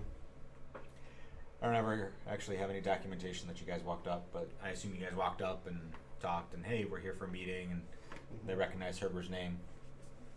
You wait downstairs for about 15 minutes, and a butler guy comes down and says, boss man, I'll see you guys now. He escorts you up the stairs, and the inside is exactly like what I described outside. It's just this central stairway. At each landing, there are 4 doors leading into the sides, kind of. Okay. Is it like a spiral staircase? Yeah. Okay. Everything is very... Lujgao? No, this is just Greystone and wood. Okay. Yeah, this is entirely man, or in the case of Gezret Ben Hoon, Goliath man. The thug pretending to be a butler escorts you upstairs to the second floor, ushers the 6 of you and Herbert into an office, kind of like ghosts out of the room. The office is just a straight up 10-foot cube. No furnishings except for a desk in the center. There's a small like kind of metal filing cabinet behind the desk, and then like a little light globe on the desk with a stud in it with, you assume, the light spell. There's no hint. There's no personalization whatsoever. There's no art. There are no pictures. There is nothing. Just a utilitarian wooden desk, a utilitarian filing cabinet, and a big Goliath sitting at the desk. There's nowhere to sit. The Goliath is male. He's old, and you can tell at one point he was a desert dweller, but his rough edges have been kind of softened by living in the city. He looks like a dude that was big and burly and like, but then he got lazy. His muscles went to fat, and then he got sick. Like he's got kind of that wasted appearance. Like his skin is hanging off him in flaps. Like he lost weight super quickly, and the skin had no time to tighten up. His shoulders are kind of slightly hunched forward. But even with that being seated, his head almost like grazes the ceiling almost. His skin is scarred and saggy and covered in like lumpy fist-sized growths and tumors. Like there's one like right over his eye that's so big, like it looks like he's squinting at you.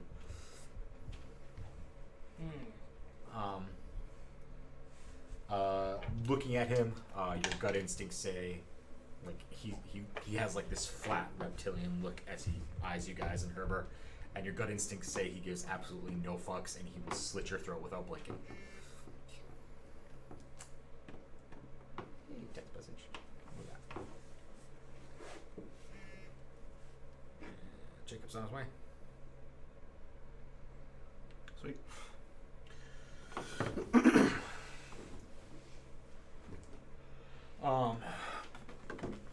Where was I? Okay. The Goliath looks at Herbert with that flat expression, and Herbert kind of reacts like he's been pinned to the floor. And this Goliath has like iron gray eyes, and he says in a just like fucking fixated on Herbert. Says in this booming voice, "All right, history man, you wanted a meeting with me? You got it. I got the Chalice of Balance. Yeah, had it for quite a few years. What's your offer then?" Herbert kind of glances at you guys. Yes, the Chalice of Balance. It is my drip. The Goliath says, "Nah, I don't care about your plans. All I care about is your offer. Make it worth my time, and we'll do business. I'm not here to listen to your scholarly bullshit and pad your fucking ego." Herbert just kind of like, and says, "Yes. Well then." And he looks super nervous right now. Like, you guys have seen Herbert trying to talk to people. You've seen Herbert scared shitless. And this is a combination of those times. And he is not at all in his element. Yeah, the Chalice, I'm prepared to offer 20,000 gold. The Goliath stares at him for a minute, blinks once, and hollers out the door, "Kimmit, check the records. You good for it?" And there's silence for a couple minutes, and that thuggish butler leans his head in. "Yeah, boss, he's good for it. Records say he is." Gezert Ben Hoon nods and says, "All right, 25 grand. I ain't here to dicker back and forth or barter. You got 3 hours. You come back within that time with 25,000 gold, and you got yourself one Chalice of Balance." I shouldn't have gave up on my gold for that stud. He says he's got more gold in the bank. We'd like to lay eyes on it. He said, "You know, Herbert's good for it. We need to know that you're good for it." The Goliath. Downloads a look on his face like, "That's how you worded it? That's how you worded it?" Yeah, he's young and stupid. I know, I love it. The Goliath fixes that flat, just void of an expression on you. "Yeah, all right, whatever. You gotta check the merchandise. Let's go." The Goliath rises and kind of shuffles out of the room, like he's got his shoulders hunched forward, and he's kind of doing like a shuffling old man step. He's barefoot. He's wearing very loose, kind of gray pants and shirts.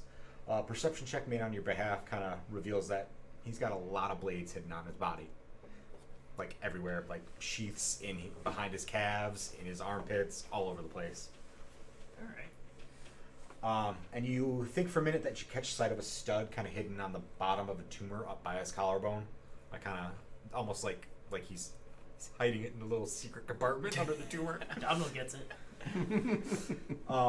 Your gut instincts say that this shuffling, hunched over look is meant to convey weakness and infirmity, where there really isn't any at all. Ooh. This is an act. It's a ruse. You guys follow him down to the first level of the building. You were on the second floor.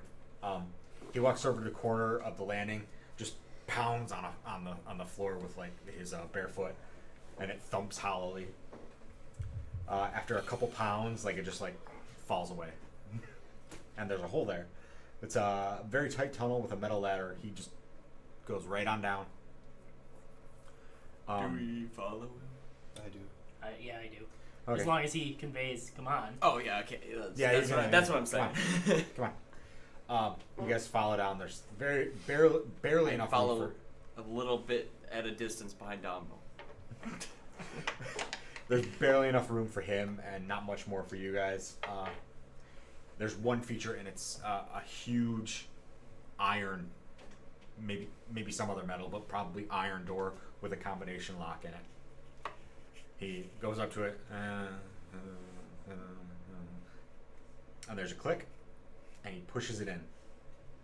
And you see that, or pulls it out. One of the two. He pushes it in or pulls it out. Pushes it in, then it pulls out. Like Yeah. one of the clicky It's just one of doors. those. Yeah. The He's door gotta release depresses, it, then then- pops out, Yeah. and you see that it's like 2 feet thick. You paid extra money for that feature just so it'd be harder to pick. Right. It reveals a 10-foot by 10-foot cube of a room.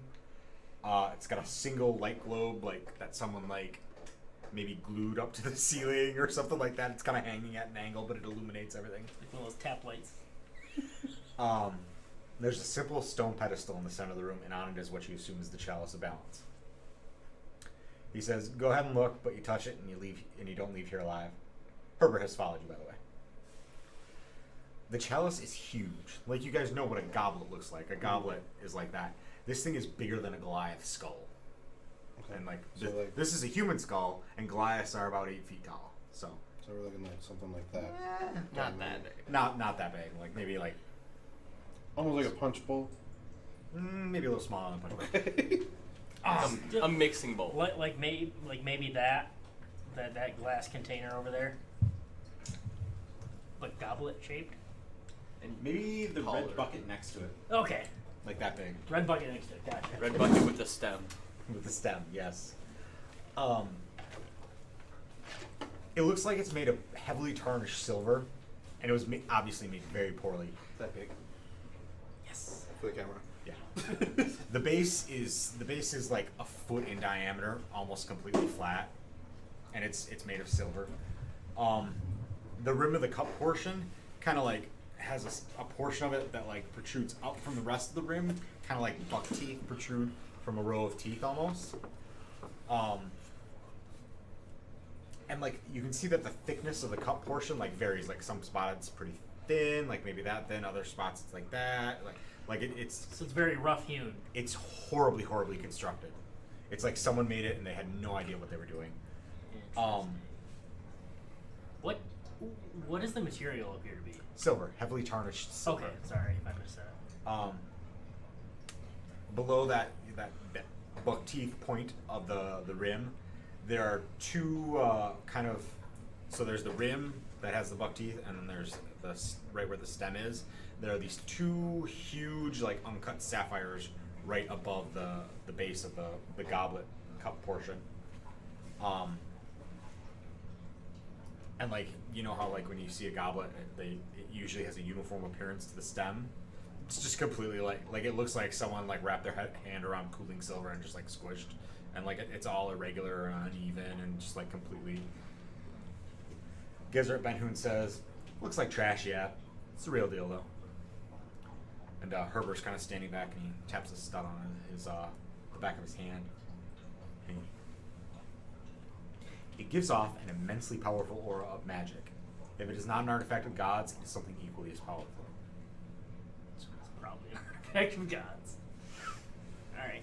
And he looks to you guys and says, "Let us procure our funds immediately."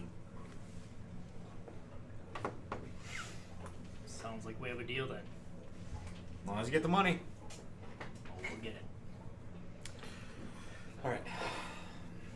So.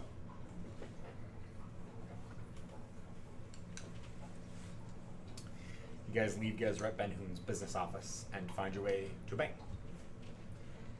The bank is simply called the Grand Bank of Millen. It's constructed within a large square Lugau stone building. It has a hefty number of guards lurking inside, outside, all over the place. The guards are heavily armed and armored, high-quality steel breastplates, large shields, long swords. They look very focused on the task. These aren't thugs like the rest of the city guards. These are professional, like soldier guardsmen types. Their armor is in good repair. Their appearance is fairly uniform, that sort of thing. Herbert moves to enter the bank, and the guards kind of eye him. Do you guys stay with him or go inside? Or do you stay outside or go inside with him? I'm gonna move with Herbert. I mean, if we're all going, I guess, but it seems. Is it just us three or all 6 of us there? All 6 of us are there. Okay, we tell the other 3 to stay outside and us to go in with them. Okay, sounds good. So you guys go inside. It's very similar to what modern banks look like. There's a walled counter with not bulletproof glass, but like bars and stuff and that sort of thing. There are tellers, there's offices, that sort of thing. Guards are scattered around the room, keeping an eye on things. And you can see like in one corner there's a vault, but it's not on the other side of a wall. Kind of, it's a bank. It looks like a fucking bank. There's a vault in there. There are tellers. It's a bank.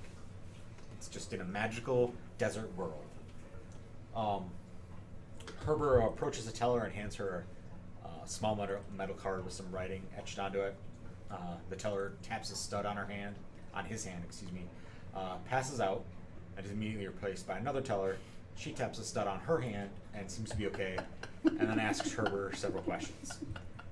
He responds to them, and after several minutes of this, she leaves the counter for several minutes and eventually returns with a large chest. She opens it for Herber to review, and you catch a glimpse of stacks of platinum coins. Then she closes it, locks it, hands the large iron key that locked it to Herber. He signs a few things and then takes the chest from her. He returns to you guys, gripping the chest tightly. And kind of like, this is the most money I've ever held in hand at one time in my life. I'm somewhat anxious. Let us get it to Gezrat Ben Hun. Agreed. That's the most money I've ever seen in my life. And like he's got a white knuckle grip on this, and like you could probably knock it out of his hands pretty easily because he's a little old man. But should one of us carry Does the this? box look like I'm thinking someone extravagant? should probably. What No, does it look like? just like Like, is it some- make it obvious obvious that for it's a some- bank box? No, Should we no. split this Okay. up? Yeah. Yeah. You guys want to do that? Yeah. Yeah. Let's do Alright. it. All right. I'm gonna call the rest of the guys in. So I call the rest of the 3 that are outside in, and we'll split it up in the bank. Okay. Yeah, I think so. The guards kind of walk over, make sure you're not robbing Herber. Once they realize what's going on, they're pretty cool with it. Okay, They cool. step So back. we're able to do it easily. Yeah, it's not Okay. One of the helpful tellers. Would you gentlemen like money bags? Would that be easier for you? Sure. Okay, she hands. Yeah, Thanks. that's gonna be like thanks. standard like little money pouches kind of thing. So we're each holding 3,571 gold. It's still a lot of gold apiece. Do you guys keep the chest with you as a decoy? Yeah. Yes. Do you put anything in it to give We away? give- We give it to Herber. Can we Guys, let's make throw sure that Herber thinks there's money in there? Like he's nervously like holding a thing like all of Yes, it's we in don't there? give Herbert any actual He money. has Let's no re- idea that the money is with us. Let's replace it with How would he silver not know coins. though? We yeah, just took it it's, from him. it's too late for. Okay. I don't Okay, think that's there's a fine. way you can do that. That's fine. Okay, that's fine. Well, But you can can we discuss that with him? like having him hold on to the chest. To a chest filled with copper or silver, fake. Yeah. Another helpful teller. Would you like weights? No. This We have bank like. is accommodating. we just but, got a I new mean, set of we weights. just took out a lot of money. Absolutely. Well, I mean, Yeah. you guys are pulling a Yeah. a quick Keffler, right? That's Yeah. that's okay. All right. What? A quick Keffler, where you have decoys with the money, and that's how you. It's You guys don't know the story. it's a Quick thief. No. Keffler. Yeah. No, Oh, I don't. well, here's some weights. Thank you. And then she Is launches. this a D&D reference? No, or- not at all. Okay. No, I was She just launches into this long drawn out story about a con man named Keffler, who backstabbed not a gambling casino, his cronies after they robbed a gambling casino. He used a similar setup of like splitting the money between several It individuals. sounds like one of those things like thieves would do. Yeah, and they had a decoy with weights in the chest. Gotcha. Kind of So like anyway. Sticky Pete. All right. All right. So you walk outside, and you immediately notice that something is wrong. Oh, fucking of course. And it wouldn't have mattered if you left the other 3 out there because like you guys got a 4 on your perception check to notice what was going on. course So we did. it's not a big deal. We're distracted by all the money we're carrying. There's literally no one on the street except for 3 city guards directly across from the entrance of the bank. City guards. City guards. And they are clearly watching you guys, your party.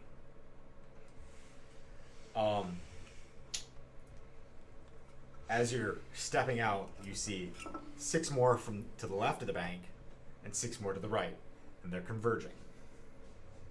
Oh wait, were they city guards? Yeah, they're city guards. Okay. So you've got a total of 15 city guards out here, and they're not making any fucking attempt to just conceal the fact that they are here for you guys. In like an escort way? It's not. You're not completely hemmed in at this time because there are alleys and side streets and that sort of thing. doubt it's an escort thing. They don't That's have any. all I'm gonna say. They don't have any weapons out at this time, and they're not like running towards you, but they are clearly coming towards you. What do you do? I mean, the city itself isn't like, Overly It's not- populated, like it's not. and it's not like a bad place, right? I'm It's not just thinking- kind of, It's a shitty place, I think. well, it's kind of a shitty place, but it's not like a place that, you know, breeds like criminal activity a lot. It's just kind of more of a shitty place, right? I don't know. I I don't- definitely got the. Shitty places breed criminal activity because they're I shitty guess. places. Yeah, but Yeah, have you been to Flint? yeah. Like we, I grip my weapon tighter, and like I all don't I'm saying ready is, it, like, but I get it ready. do to we ready. immediately assume these city guards are corrupted Yeah. or Uh, corrupt? I don't think enough to attack them just yet. Like, Nor, Yeah. nor do I. if they yeah, pull weapons, then we pull weapons. Yep. But other than that, A history check made on your behalf reveals the current ruler of Millen is Overlord Torgal Gralstaff. He's a Goliath, male, 47 years old. He's ruled the city for 7 years now. His rise to power was rapid and involved some of the most savage and skilled political wheeling and dealing the city has ever seen in its history. He started as a slave merchant and used that role to establish a strong financial power base, as well as make ties among other merchants and politicians.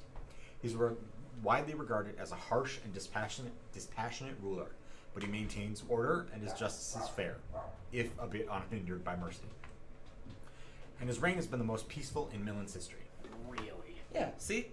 Like, we haven't done anything wrong that I can think of. I don't know why we have to be worried about the guards. yeah. We can be worried that it's like a situation, but I don't think we need to be too worried. Yeah, let's see how it plays out.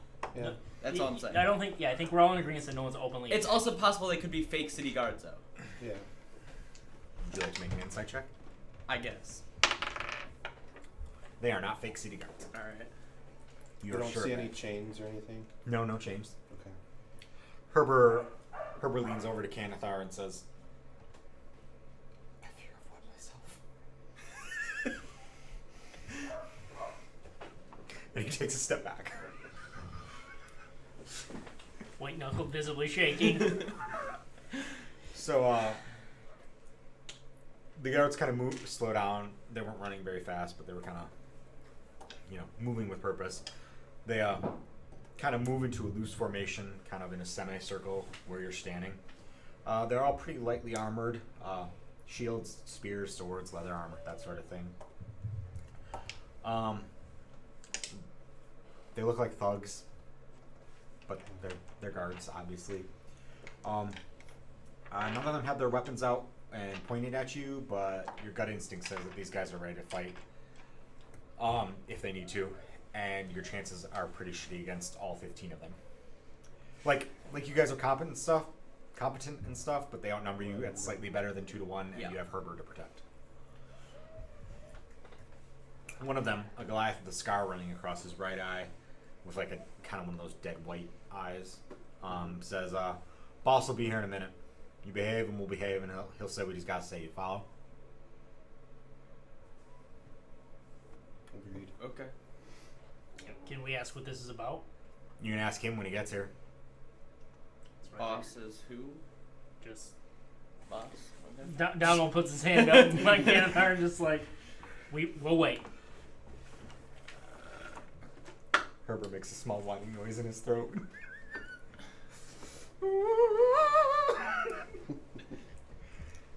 You can see his pulse throbbing in his carotid artery.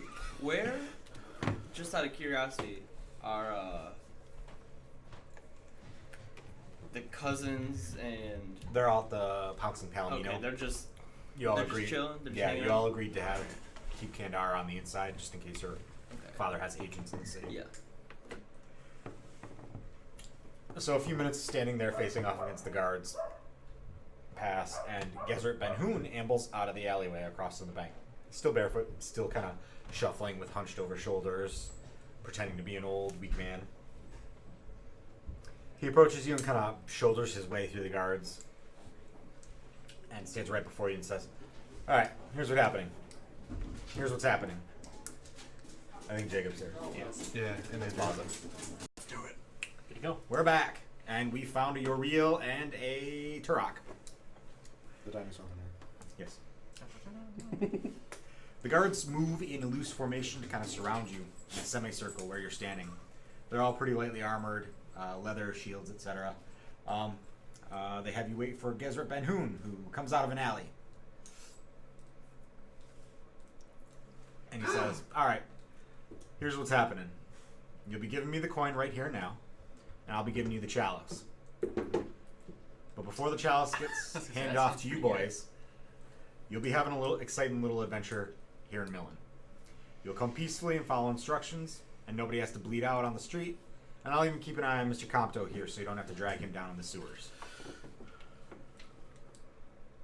I don't think we have much of a choice. Just I guess. Yeah, we're outnumbered the fuck out of. So. Yeah. And there's 15 here, but there's got to be like what 100 more. Alright, just around the corner. Any explanation for this? I just need you guys to do a job. One last jobber. You're contractors, right?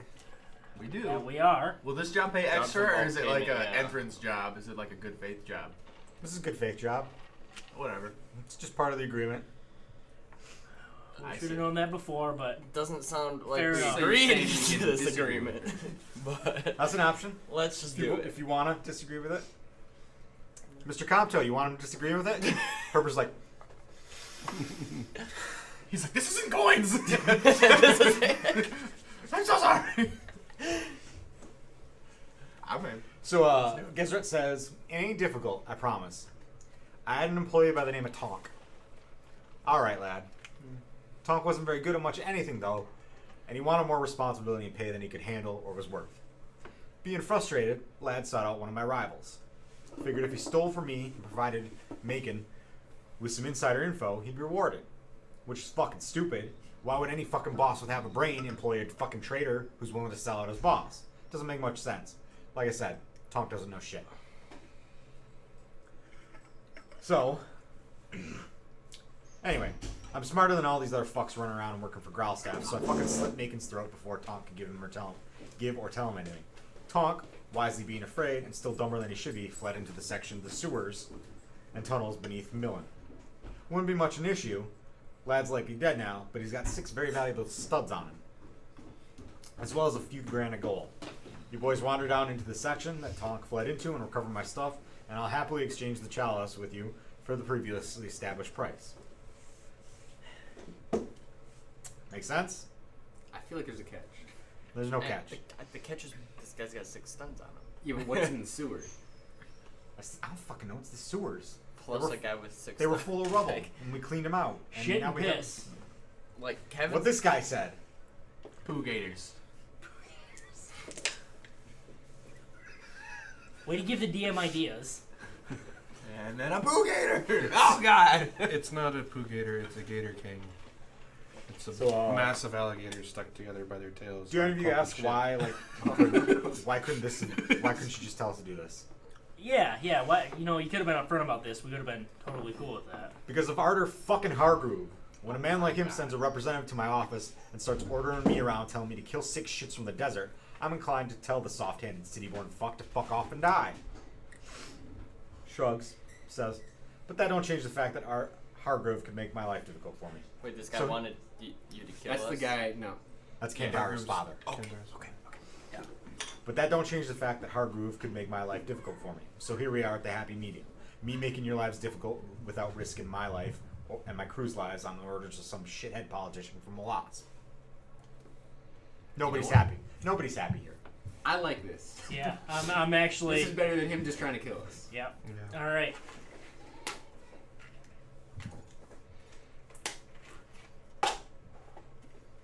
Do any of you ask why he didn't send his own people after? I feel like he No, just he explained pretty that. much Why? explained it. He Why said they're when he could incompetent use fucks, someone else? so- I mean, Conveniently found someone else to do it for him. Yeah. yeah. He says he's smarter than everybody else here, so I would assume he doesn't put much weight in his men. So. All right. Everyone ready? What are the 6 studs? Wish. If he just happens to know. He does know. And I just baseball. Your prismatic ball. it's way down here. He says, oh god, oh, where is it? It's not there. Oh God. Uh, They're all cure wounds. one of them was protective magic, like ward symbols. Another was creates like one of them extra dimensional spaces you can hide shit in. Another's this big giant fist that punches shit for you. And there's one that I forget what the fuck it does. Eye bite. That one. Eye bite. I forget what it does. Eye bite? It messes with the vision. I know I've heard of it, but people. I used it on you guys uh, in Ravenloft. Got one that regenerates, lets you regenerate lost limbs and shit. There's another one that makes you stupid. Feeble mind. That's the name. are you saying it like this, or is the guy saying it That, like the guy this? is saying it Okay. like this. Okay. I was thinking there's a little bit of both. Yes. A and B. Combining to make beautiful C. Where was So I? you're pretty sure he's dead? I mean, he's been gone like 2 weeks. There's no way out of the city down there. I think he went down there, got afraid, maybe fell off something or starved. All right. Go down there, wander around, fine. He'll be fine. Will do. I and my axe. I mean, if he had left the sewers, I would have been able to find him by now. The sewers are the only place in the city protected enough by the Blackstone that you can't get a scrying spell through. Or he's dead. One of the two. Which yay for us. All right, that's ideal. I think. And don't worry, he's not a fucking bruiser. He's a little kid that ain't fucking anything. He thinks he's more than he should be. Maybe he's good with a knife, but he's not not little kid, but like So, like, do you want him dead if he's alive? I don't Or know. should we bring him back? We had that thought. Did Timon have It's Timon. 6 studs on Oh, we him? had 2 that we knew of. Me and Cassius totally just shared a look. It's Timon. It's fucking Timon. What were you saying? if he's alive, do you want him back? I don't know. All I care about is getting my money and my studs. Great. If you gotta kill him to take out the studs, kill him to take out the studs. But If if he'll you, give took, him- if you took 6 studs, you'd probably die anyways, right? Like, trauma. Wait, I how don't many know. studs did I list off? I think he's. Did I only list off 5? Maybe. Is the last one power word kill?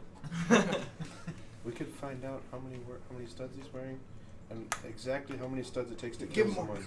Just keep giving him studs until he dies. Okay, yeah, I did list off. I believe he hinted that it wasn't around 15. It wasn't around 15. It's totally not your Constitution score and spell levels. Totally not. What? No, it's not. Narrows it down. Keep Yeah, losing my that place. why would it be though? Losing That my would make place. sense. I have so many notes. This is the problem with having notes. All right. Searchable?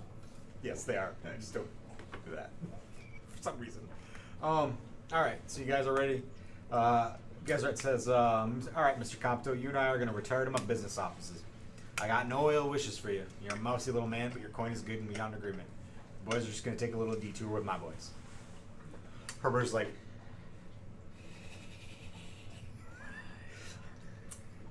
We still have the money. Yeah. Did Let's anybody hang ask on him to why it. he's willing to part with this thing that I is agree. possibly And- keeping him alive? "What's that? Did anybody ask him why he's willing to part with the thing that is maybe possibly keeping him alive? I Are don't you think- asking him? Yeah. They fixed me. What? They fixed me. It fixed you. Yeah. But They ain't killing me. They stopped growing. that's good. I drank from it once like 10 years ago. I don't even know if I drink from it again. Felt like fire ants were gnawing through my guts. After that, the tumors stopped growing. Oh. I had them removed, I had them healed, I had them cut out. Only thing that fixed it was the drinking from the chalice. Put some water in there, drank once 10 years ago. Haven't had new tumors crop up since. Huh. That's a nifty little thing. All right. So what are you doing with the Herber and the? Herbert, it's alright. Gezret, you know, if you harm a hair on his head, He's my baby. This deal's over. I mean, that makes sense. Deal's Alright. a deal until it's not. I trust you, but just make sure we're clear. I understand. Dom We have kinda an looks at the accord. rest of you guys. You boys ready to go get dirty? Let's get shitty. He kind of, Cassius like kind of wrinkles his nose up and looks down at himself. He goes, yeah. And you guys leave Herbert with the chest? The fake chest? Yeah. Okay. Alright. Yep. I just want to confirm that that's okay. You know, Yes. Well, we don't I have any hope reason- Herbert can explain what we He did can't. in case we get into a can't. predicament. We were gonna give you this box of steel. No, we were thinking we were gonna get jumped on the way back. We're carrying a ton of money, so we split it up. Right. It's called a quick Kefler. So Yeah, the old keyword. we're already fucked either way. Like if he wants us dead, he's gonna kill us. Should we we should give him probably the give him the real gold. You put- money? That's So it's that's not our in the insurance poop? policy. Yeah. What, Herbert? Herbert. No, splitting the Oh. money. Yeah. Splitting the money was our insurance policy. Herbert whispers loudly to Domino, I'll never tell them. Yeah, but what if And he shakes the box. Yeah. No. Good show. But he will not hold up under torture, just so you guys know. Domino's gonna be pissed if he gets tortured. Alright. So, Gezret and they're Herbal gonna be pissed if they think we're giving them a box of steel? We can. It's we lead. can- It's lead weight. We can easily explain that when we get back. Yep. Yeah, that's Domino true. fully intends on coming back. Herbert and Gezret amble off down the street with Herbert kind of like...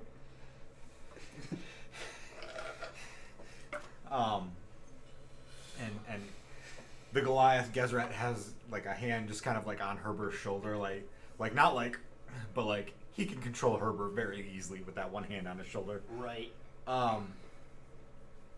Gezret's thugs escort you around the city for about an hour until you come to an alley behind a big black Lujgao building. And like alleys in our mind are teeny tiny things, but this alley was designed for 12-foot tall humanoids, so it's kind of like just a side street to you guys. Okay. But you head down it. At the end of it, there's a black stone hatch in the ground, and one of the guys turns the knob, like the wheel on it, and the hatch lifts up, and there's a hole. What's it smell like? Maybe a little funky. I say, so this is it. This Yeah. Is you, Go on down, find Tonk and what he stole. Ain't no light down there. You guys need torches, holler up and we'll toss them down for you. alright. You all have torches. Yeah, we have 10 Makes sense to torches me. each, so Dark Vision Stud is my next investment. goggles of him. With studs, we can remake him, rebuild him, better, faster, stronger. You just put studs in your eyes. Ah! I don't need a spleen or a liver anymore, guys. I have purified water. I just can't casted I'll just cast purified food and run my blood and clean out the kidneys. Oh Excuse god. So, Shh. What are you barking at? it's a mouse! It's not a Nope, mouse. it's not. It's like a ball of fur. Oh my Olive. It's literally one of like the pads underneath furniture that's just like kind of slid off. Nice. Goddamn this dog. So there's this hatch. The 15 guards kind of go back down the end of the alley. You guys are left looking at this hatch. And the hatch is plenty wide enough because, again, 12-foot tall humanoids. We're just supposed to climb up and down it. And looking down from the light, you can see it goes down a little way, maybe 100 feet. There's a stone ladder built into the black stone wall. And the ladder is designed for 12-foot tall humanoids, so it's very awkward and like you're going to have to stretch a little bit to safely descend, but you're not going to fall and kill yourselves, I promise. Rolls. You guys go down? Yeah. Yeah. All right. absolutely. So you get down in there, and you got a little square of illumination around you, and it's just a wall of rubble over here, just like not like blackstone rubble, but like gray, like rocks and boulders and just debris and stuff over here, and then just darkness and the faint sounds of water, like you hear a little bit of water. Anyone Nothing. got a light? Nothing has dust on it. at all. That's probably because it's so moist. It is very moist. It's not moist. It's not moist. It's not really moist. This is very dry heat in the desert. It's a dry desert. So there's So one is this area less of like a poo disposal as just like a under Could be. carriage? I guess would we know Storm like drain. are these sewers still functioning or no? Is it Are they? There is a sewer system in most of the cities of waste disposal and also moving clean water from the purifiers to the rest of the city. okay? What Same what way. sends the water places and gives it current and motion? Nobody knows. Magic. Okay. All right. Who's got torches? Who's lighting them? I'm lighting a torch. Yeah, I'll also. Ooh, light a do we torch. blow up methane? Ooh. No. I'm actually gonna. Yeah, no, I'm just gonna carry a torch. That's fine. So let's see here. So What domino. do you have 3 little screens for? I'll light one up too. I'll light a torch. Oh, okay.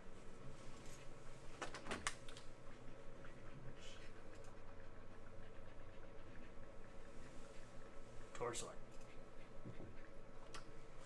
Not a bad game. Torchlight.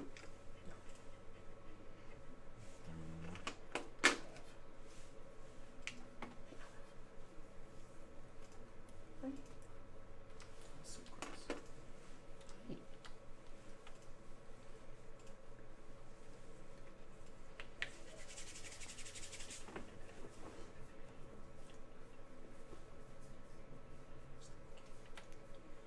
And Turok has a torch. Sorry. Round head. She's always had that though.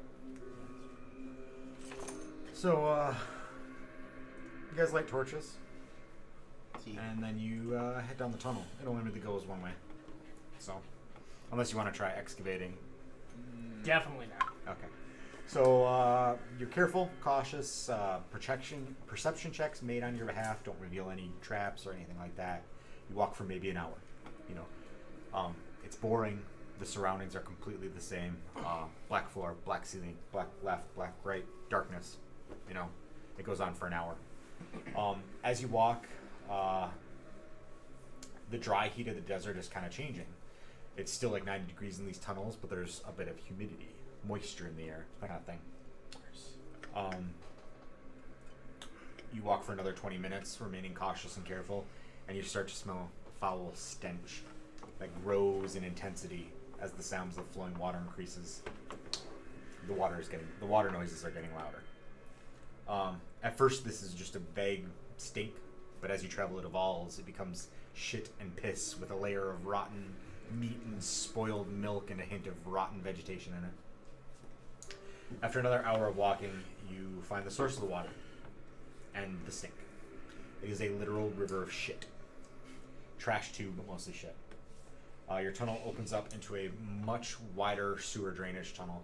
There's a 10-foot walkway on your side, a 50-foot wide river of shit, and then another 10-foot wide walkway. And there's stone bars and kind of a crescent, like classic sewer look of grading, but it's made out of black stone. And this river of shit is just flowing. So it's actually flowing. It's flowing. Yeah, it's moving. It's moving down the tunnel. And as you look down the tunnel, illuminated by your torchlight, you can kind of see that the tunnel is sloping. Not at a dangerous angle, not in a way that's going to make it, oh, we gotta roll reflex saves or dexterity checks or whatever you want to call it. Just so It's just sloping downwards. Directly across from where you've come into this main tunnel is... You can... Oh, never mind. You can see it. Yeah, you can see it. There's a door over there, but you can't see it because the torchlight illumination isn't enough unless you actually get into the river of shit. Not gonna do that. Yeah, don't do that. Trying to hold the torch in front of me, like Cassius is leaning out. I want to see the Like- door. I use like my trying stud to of hold it shit in front of me, walking. like to burn away as much of the horrid stench You're just holding it right as in I front of your can. Like nose. it's like He's breathing smoke, and Is he your would next rather step take gonna the be smoke than instead the of shit. walking? So you follow the downward sloping river shit for another hour, and then 2 and 3. You find several black stone doors built into your side of the walkway. You've passed several tunnels filled with rubble. The black stone doors have like a black stone handle on them, but like you can't move it at all. Like you check for traps and everything. You're very careful and cautious and make perception checks and that sort of thing. But like whatever you do, no matter how many of you are gripping this door handle that twists like this, like you cannot get this to budge. You maybe you push on the door, maybe even put a shoulder against some of these doors, and it doesn't budge in the frame at all. Whatever is sealing these things is completely beyond your abilities to get through. You haven't tried spells yet, but Blackstone is historically immune to magic, so that might not do anything. So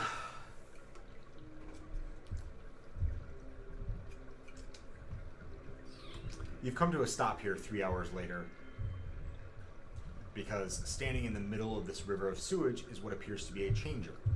Changers are one of the descendants of the Lujgao, the descendants of the Whites. The changer is submerged up to its chin in the green and brown river of shit, and it's kind of bobbing a little bit, like it's Like floating, it's or not. like it's treading water or something. I wave kind of goofily at it. It doesn't. It doesn't react at all. Okay. Normally a changer would be about 12 feet tall or so, but all you can see of it is the chalk white skin of its head. It's kind of textured, like pebbly, kind of like the skin of a Gila monster, just like chalk white, if you know what Gila monsters look like. Yep. It's got yellow eyes, kind of a flattened face with no visible nose, just 2 vertical slits, kind of where a nose would be.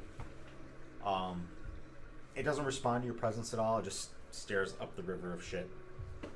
Just like, and then after the changer, in this river of shit, the water changes. It becomes clean water. It's no shimmering, no delay. It's just river of shit, changer, clean water. So clear and blue and pristine, like it makes you feel guilty about wanting to drink it or put it in your water skin. Like it's beautifully clear and healthy looking water.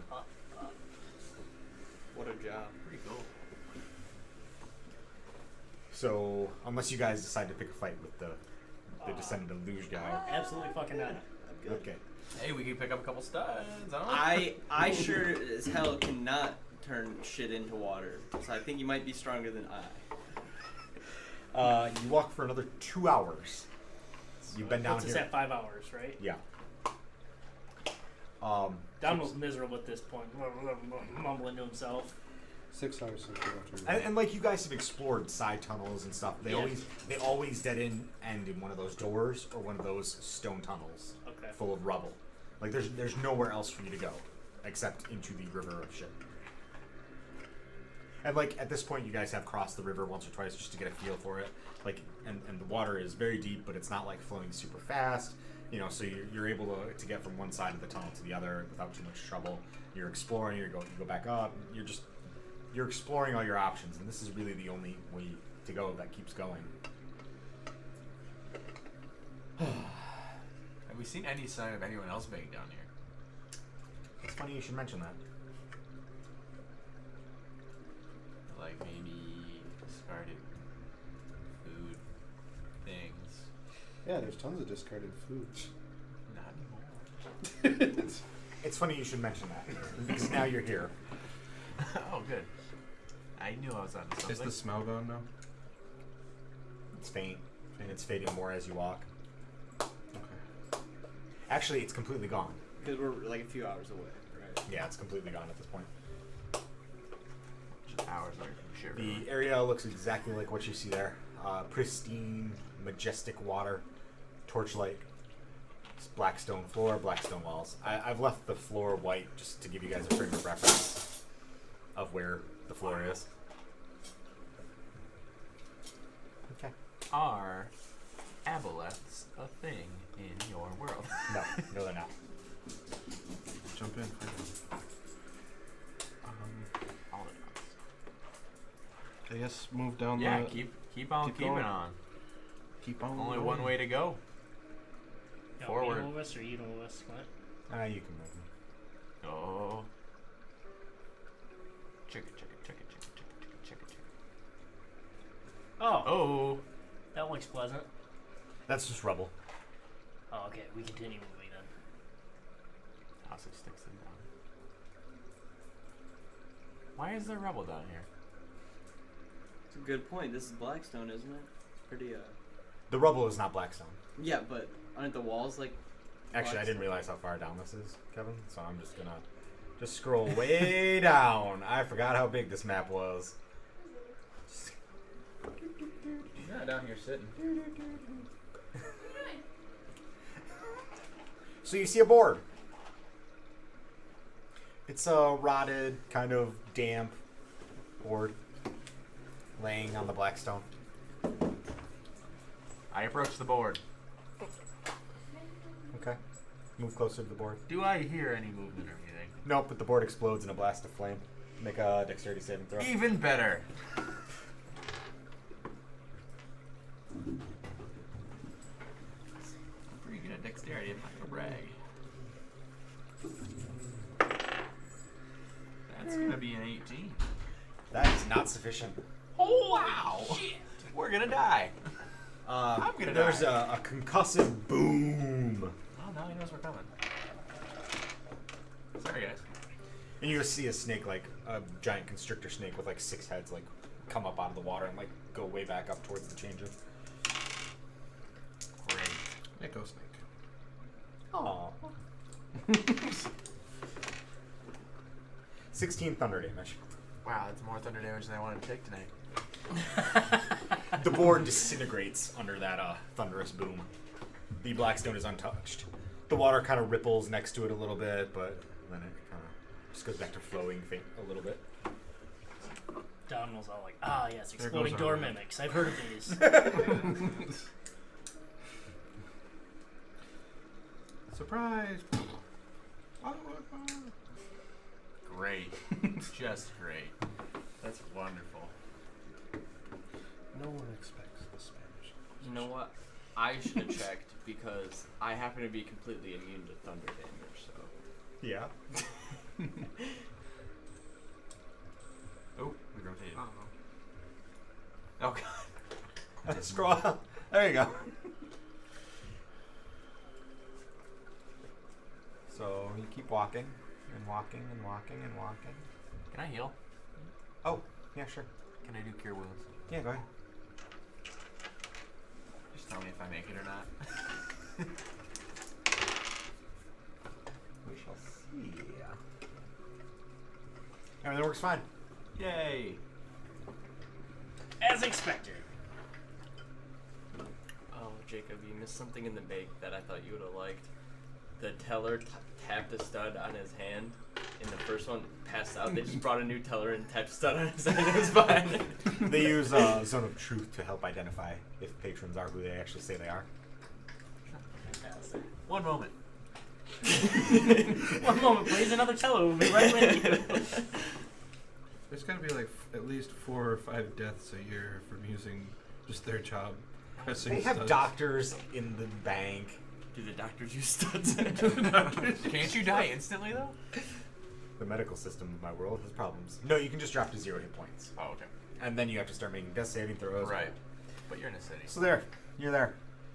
Abandoned. It's covered under the insurance. I decide not to go first. But you're at out all of network. So yeah, let's just kind of slowly It would be covered, but keep you're walking here. Oh, look aboard. That is the edge of a board. It's the edge of a board. I know that Now, thing. I've tangled with those before. As a rational person, Donald's I gonna would shoot say a that magic missile at it. Or Okay. Cassius has the highest dexterity score. I do, which is why I'm going to shoot it with an arrow. Yeah, I'm going to. Are you shitting me? It uses a 9th level slot. Yeah, So all that's these not darts of magic come out and completely obliterate this board. It just tears apart into wetness and debris and kind bad. of. And then a trap goes off while we're standing. No, it's what he wanted. So, everyone go ahead and make a history check for me. Not me. My history is 0. Crit. 5. 5. What's your total value? 3. Just 20. 20. I don't have any modifier to it. Combination of 3 and 5. Simply stunning. It's like 10. 10? Okay. So, you suspect that you are in one of the city's cisterns. How the cities work is the purifier sucks in nasty, silty salt water from the oceans, converts it to fresh water that people is safe to drink for people, collects it in these huge cisterns across the city, then uses a pipe system to feed them up to wells and that sort of thing. You suspect that this is a cistern, and you suspect one of the city's cisterns, and you suspect that the changer is sitting in this, is reclaiming sewage water to be converted to fresh water to help ease the strain on Millen's purifier, because Millen's purifier and furnace of creation have always been really, really shitty.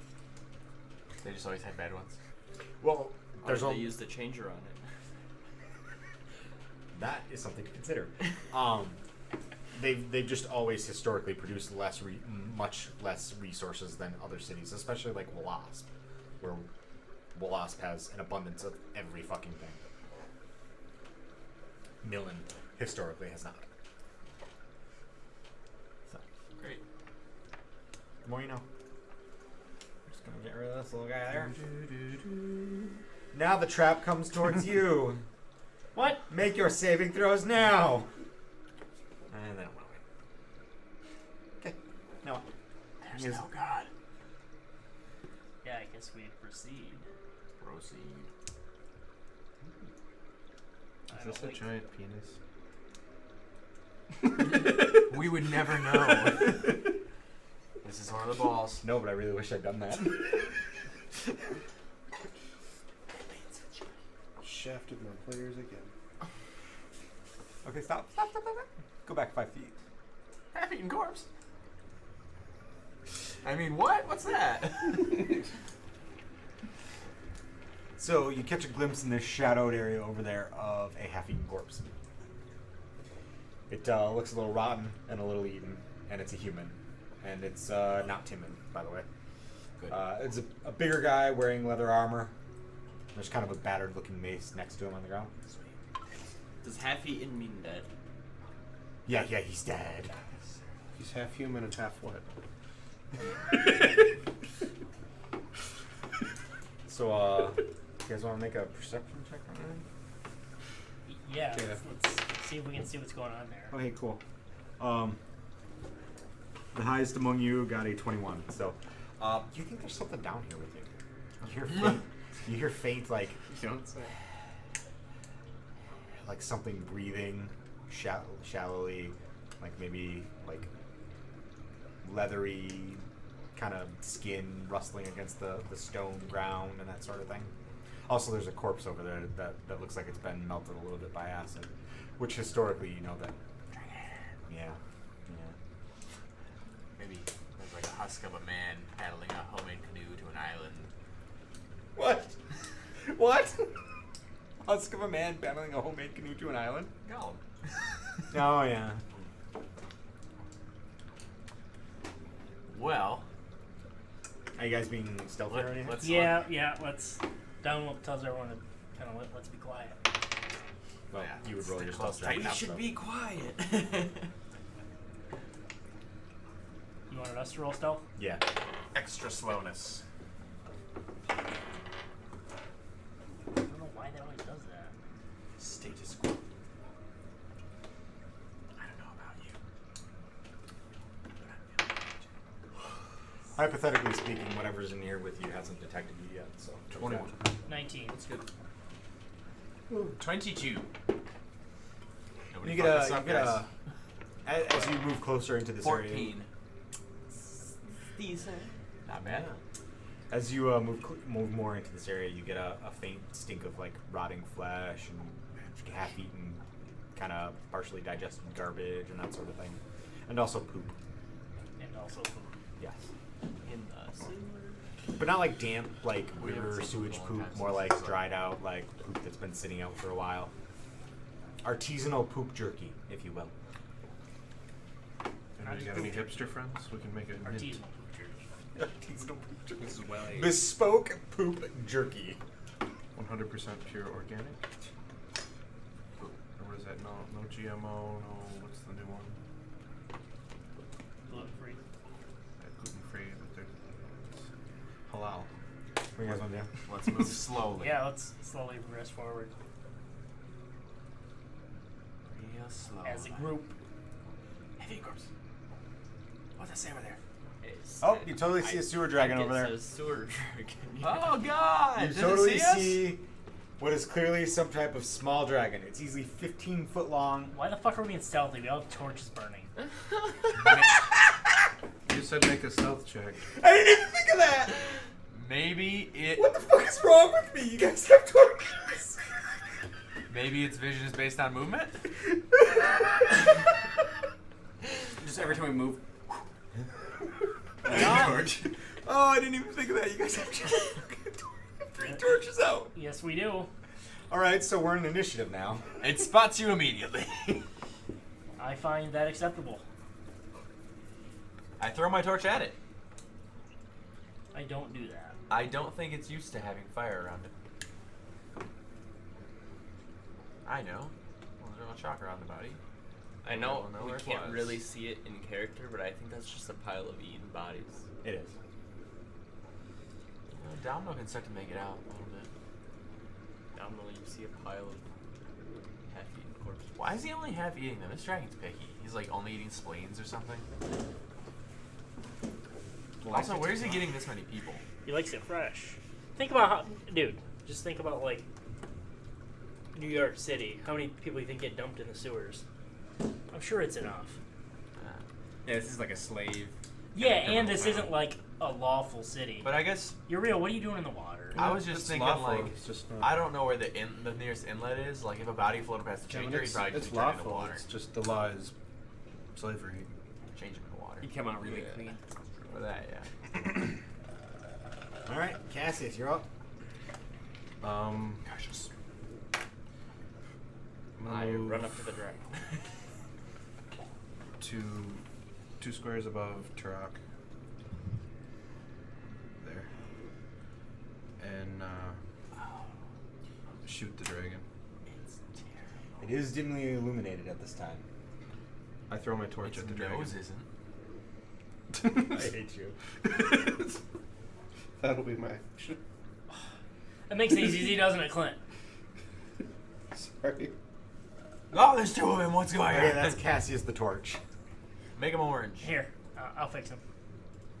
Oh, I can't do it. You have to. Just tint him red or orange. That's the plan.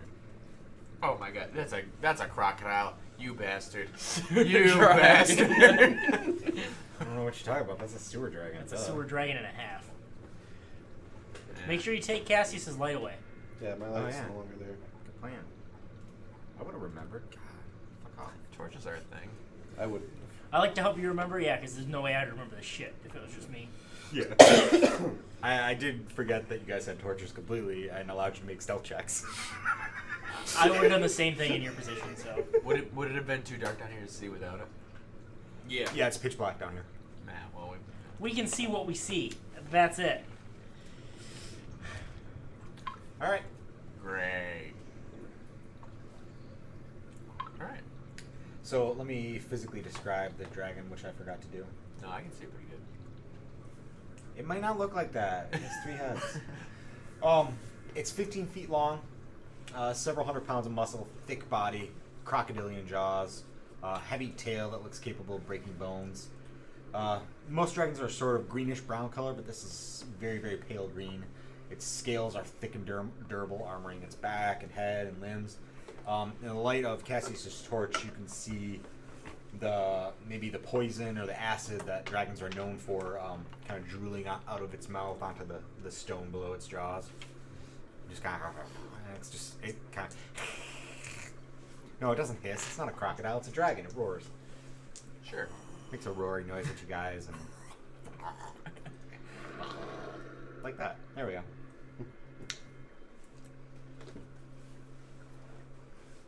So anyway, If that's my action, I throw my torch then. It's like dropping it, right? I drop it over there. In this instance, I will allow you to drop your torch over there. Okay. Then I'll make an attack roll with my longbow. Okay. I mean, if he didn't allow you, you could run up, drop it, and run back. 'cause Guys, you didn't I've use seen this before. movement, but He has a weak spot on his belly that you need to shoot an arrow through. Sorry, hold on, don't see that. 25? No. 24 Versus AC? versus AC. Yes. Just too low.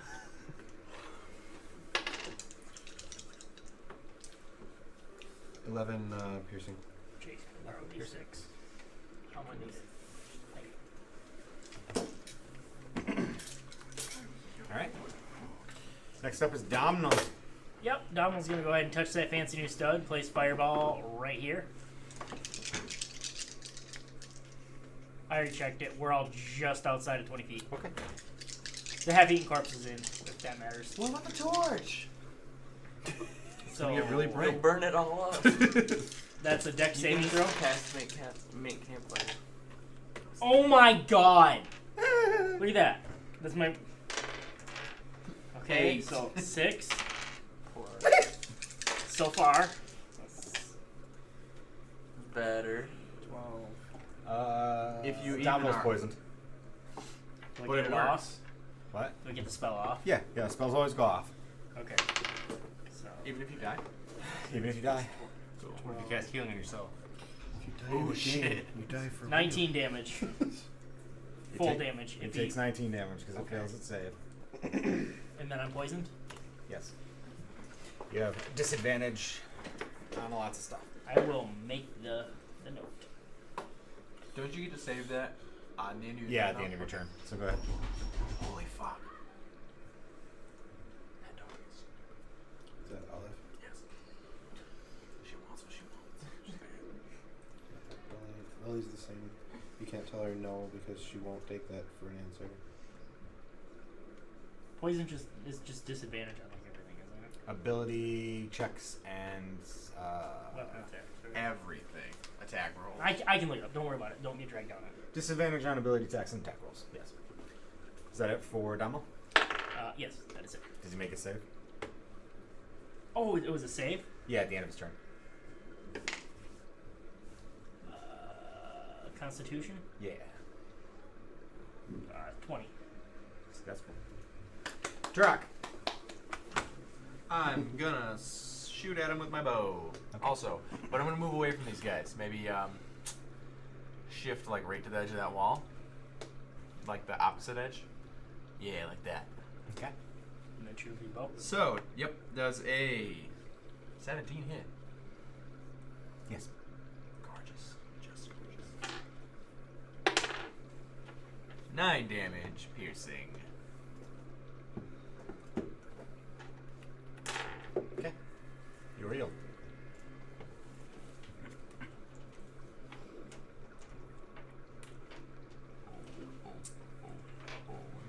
I'm gonna shoot at it with my crossbow. Okay. What are we? A bunch of... Yes. 17 to hit. Okay, you go yes. fight the big acid monster with 3 I'm hits. going. Does it actually have 3 heads? Or did you No, say it's just that? one head. It's just one head. 4 damage. 4 damage. Same hand. That is a large beast. Canathar. I'm gonna run up to it. Okay. Run up to it. Probably here, unless it occupies that square. Then I can. I don't know. Just, It's pretty big. On that side somewhere. It occupies. 3x3. Yeah, 3x3. is it 3x3? Right there. You're about as close as you get to it. Can I go here instead? Where the torch is. Next, Next to to the it. torch. South of it. Like Torch down- adjacent. Yep. Here. Yep. Okay. And then I'm gonna hit it with my sword. Okay. So Oh, it's coming next. Wow.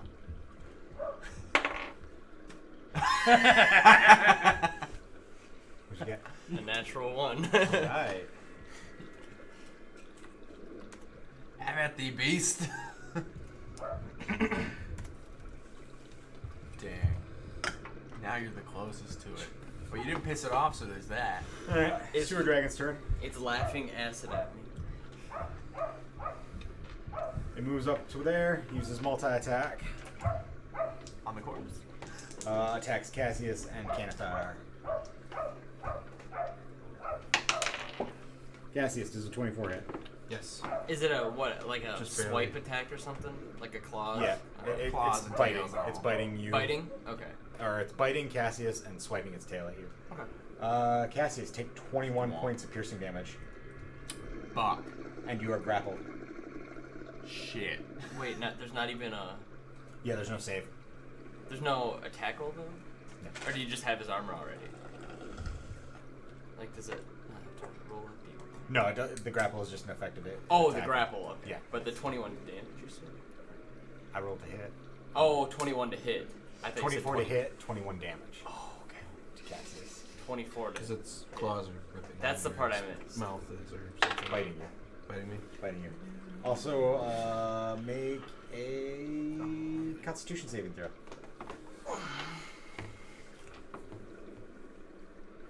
He fails to get swallowed. Yeah, that's Oh. What's your rolling crits? The crit roll is it 1.5 die? Yeah. Max? It's 2. If we're playing by regular rules, I it's think 2 it's 2. weapon die. 20. You literally roll 2 weapon die. 20? Yep, 20. Can't roll Okay, this. you're not poisoned, Alrighty. but you are grappled. And then Canathar gets a tail swipe. Does a 22 Yeah. hit Canathar. 14 bludgeoning damage. Make a DC 16 strength saving throw. Oh, shit.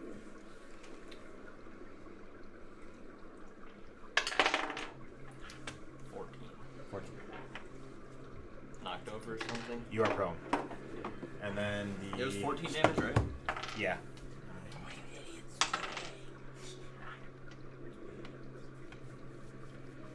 Moves another 5 feet with Cassius in his jaws, and then dives into the water. No! Of course he does. No! That's terrible. Factoring its consume some of its movement and it having a movement speed that's much larger in water, it's about 20 feet below the surface at this point. Okay. That's not ideal. Okay. I don't know what to do. Cassius. I know what I'm going to do. Break free, just get out.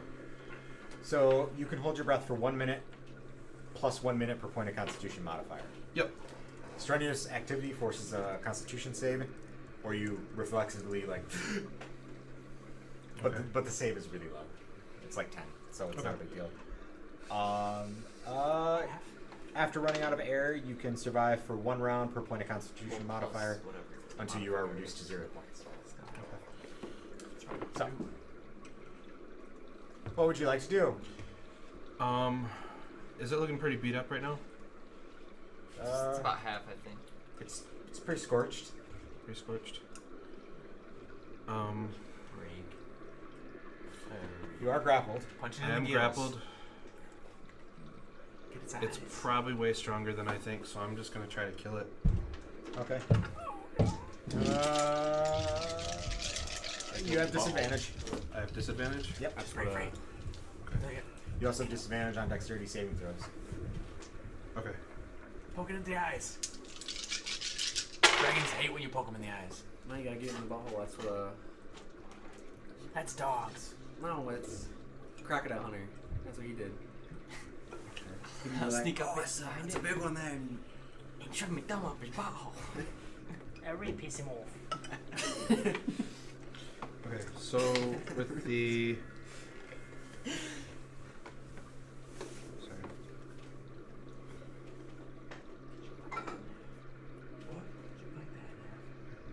16 to hit. Miss. Miss. Okay. Then both miss. So Scream.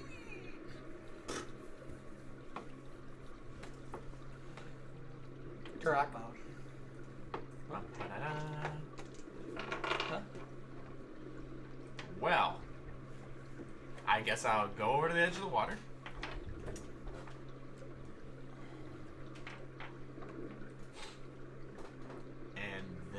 said he's about 20 feet 20 feet down. down. Make a campfire at the bottom of the water so it boils the, the dragon back up. So if I shot something at it, it wouldn't hit it. The way ranged weapons work is you need a thrown weapon to make a ranged attack on water. I do have a spear.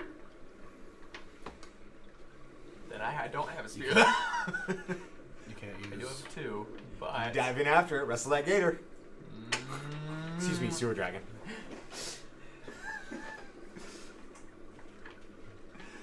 Can I throw into the water with a spear, like fishing? Do you have a spear? Spearfish. Yeah, I carry a spear. Yeah, you can go ahead. I'm throwing a spear. I think spears have thrown statistics. I believe they Yeah, do. they absolutely do. Okay. Well, I He's a pre-rolled and I Goliath. If it's rolled a a human crit, spear, but I was gonna hit technically it with my it'd be an spear arrow. anyways. What's that? Is that If it's a okay? human spear for him, technically it's a Goliath arrow. What's that? I rolled a crit, pre-rolled. Is that okay if I still use it for this throwing spear? Of course. Well, then I did that. Throwing spear or a javelin? It is a regular spear that I'm throwing. Okay. And 19 damage then. Okay. It's max damage plus 50% of max damage, plus your I mean- modifiers. And your initiative goes up 1, so that's not a big deal. Wow. This is the best thing that ever happened to me. 6, 9, 14 damage then. 14 damage? Did it die? Did it let him go? No.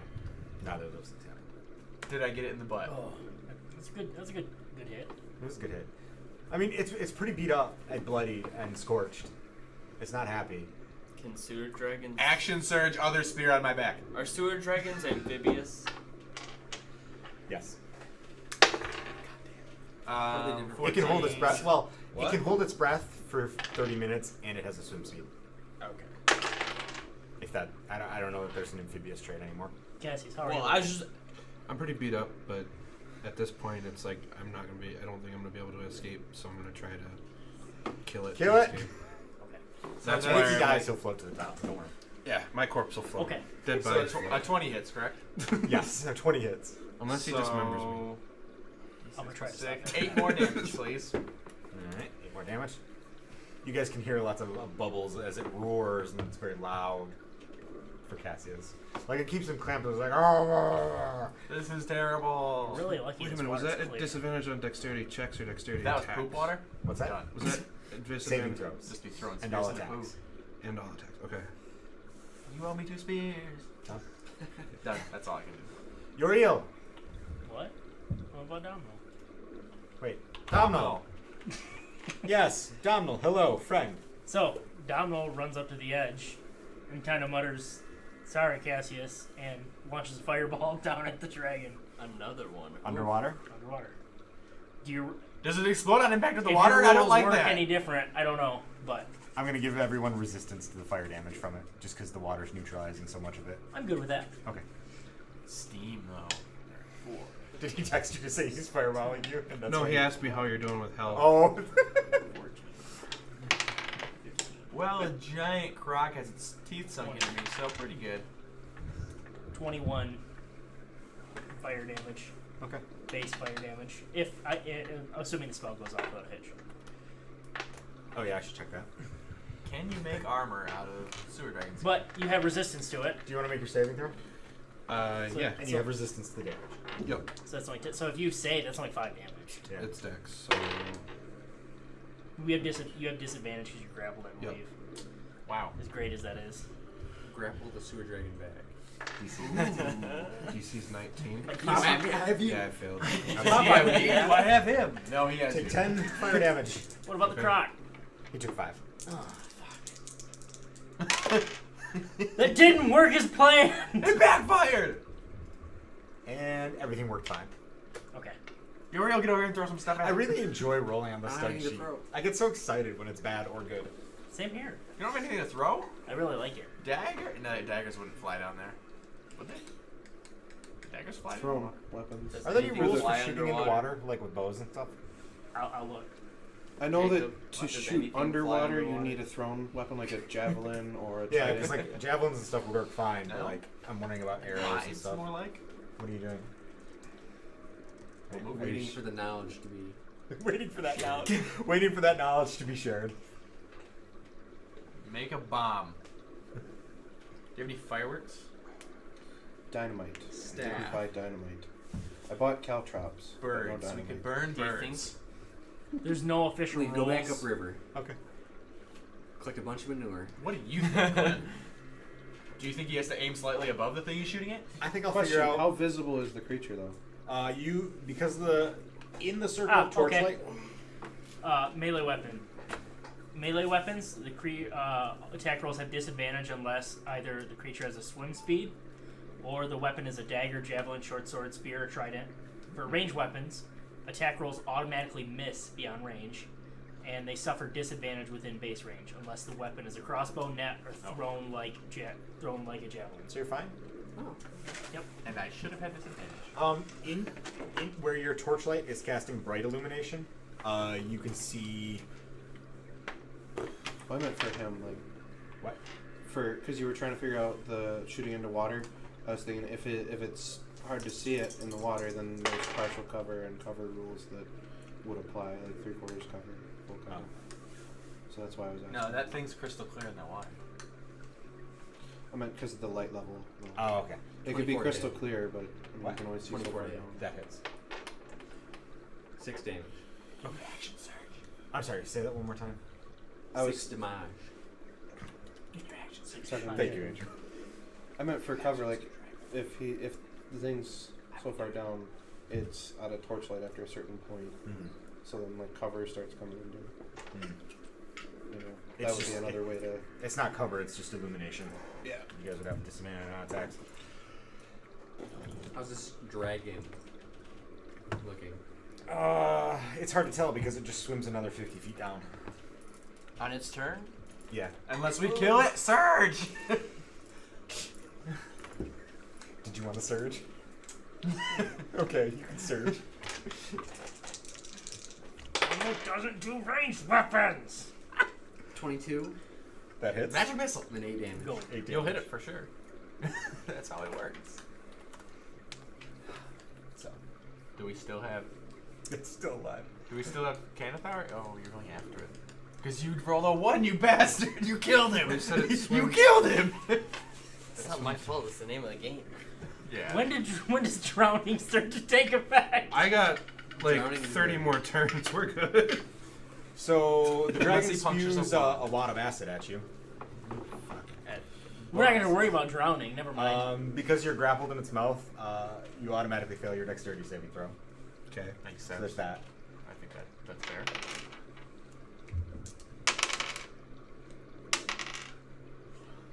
That's a lot of dice. 8 acid damage. I'm unconscious. Wait, so how's that work for being underwater now? If the gator dragon, the dragon, I can't even. I based its stats off the dire crocodile. I'm sorry, I keep getting confused. I couldn't tell. Eventually he'll float up. So. That's good. So the sewer dragon releases Cassius and swims away, Oh, good. Kind of. or at least to where you can't see it. Perfect. Are we in initiative still? Yes. Nothing better than a pissed Oh. off sewer dragon with a grudge. Is there another sewer dragon hiding? Make a death save.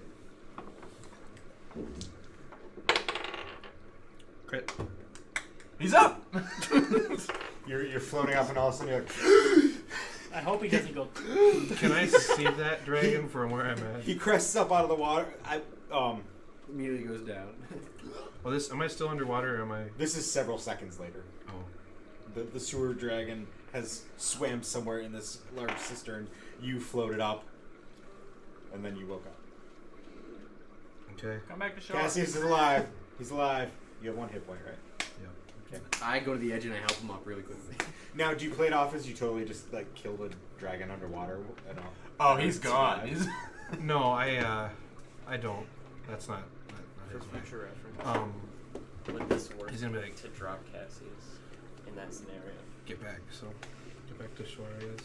Okay. Like I'm swimming pretty sure that's the frantically. exact You're wording. right very next to close it. you're right next to the edge. Like you Yeah. can just like climb up. I'd say Climb so. right up then. Okay. As a Cassius PM, I is would back. look that He way. looks a little chewed on and a little acided. I pat you on the back and So I cast was Cure gonna Wounds attempt at the to do same something time. with that. I was And it's gonna gonna go attempt to as do a something 9th with level that, but it was spell or so something. quick. I think. No, my luck it'll be like We both die. You go Everything's into- fine.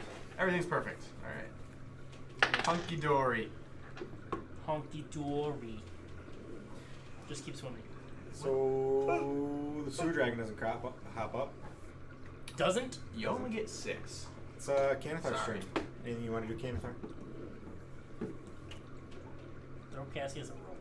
Or something. He's up. He's now. up. He's Oh. up. Anyone with healing? I fast forwarded. It's a new round.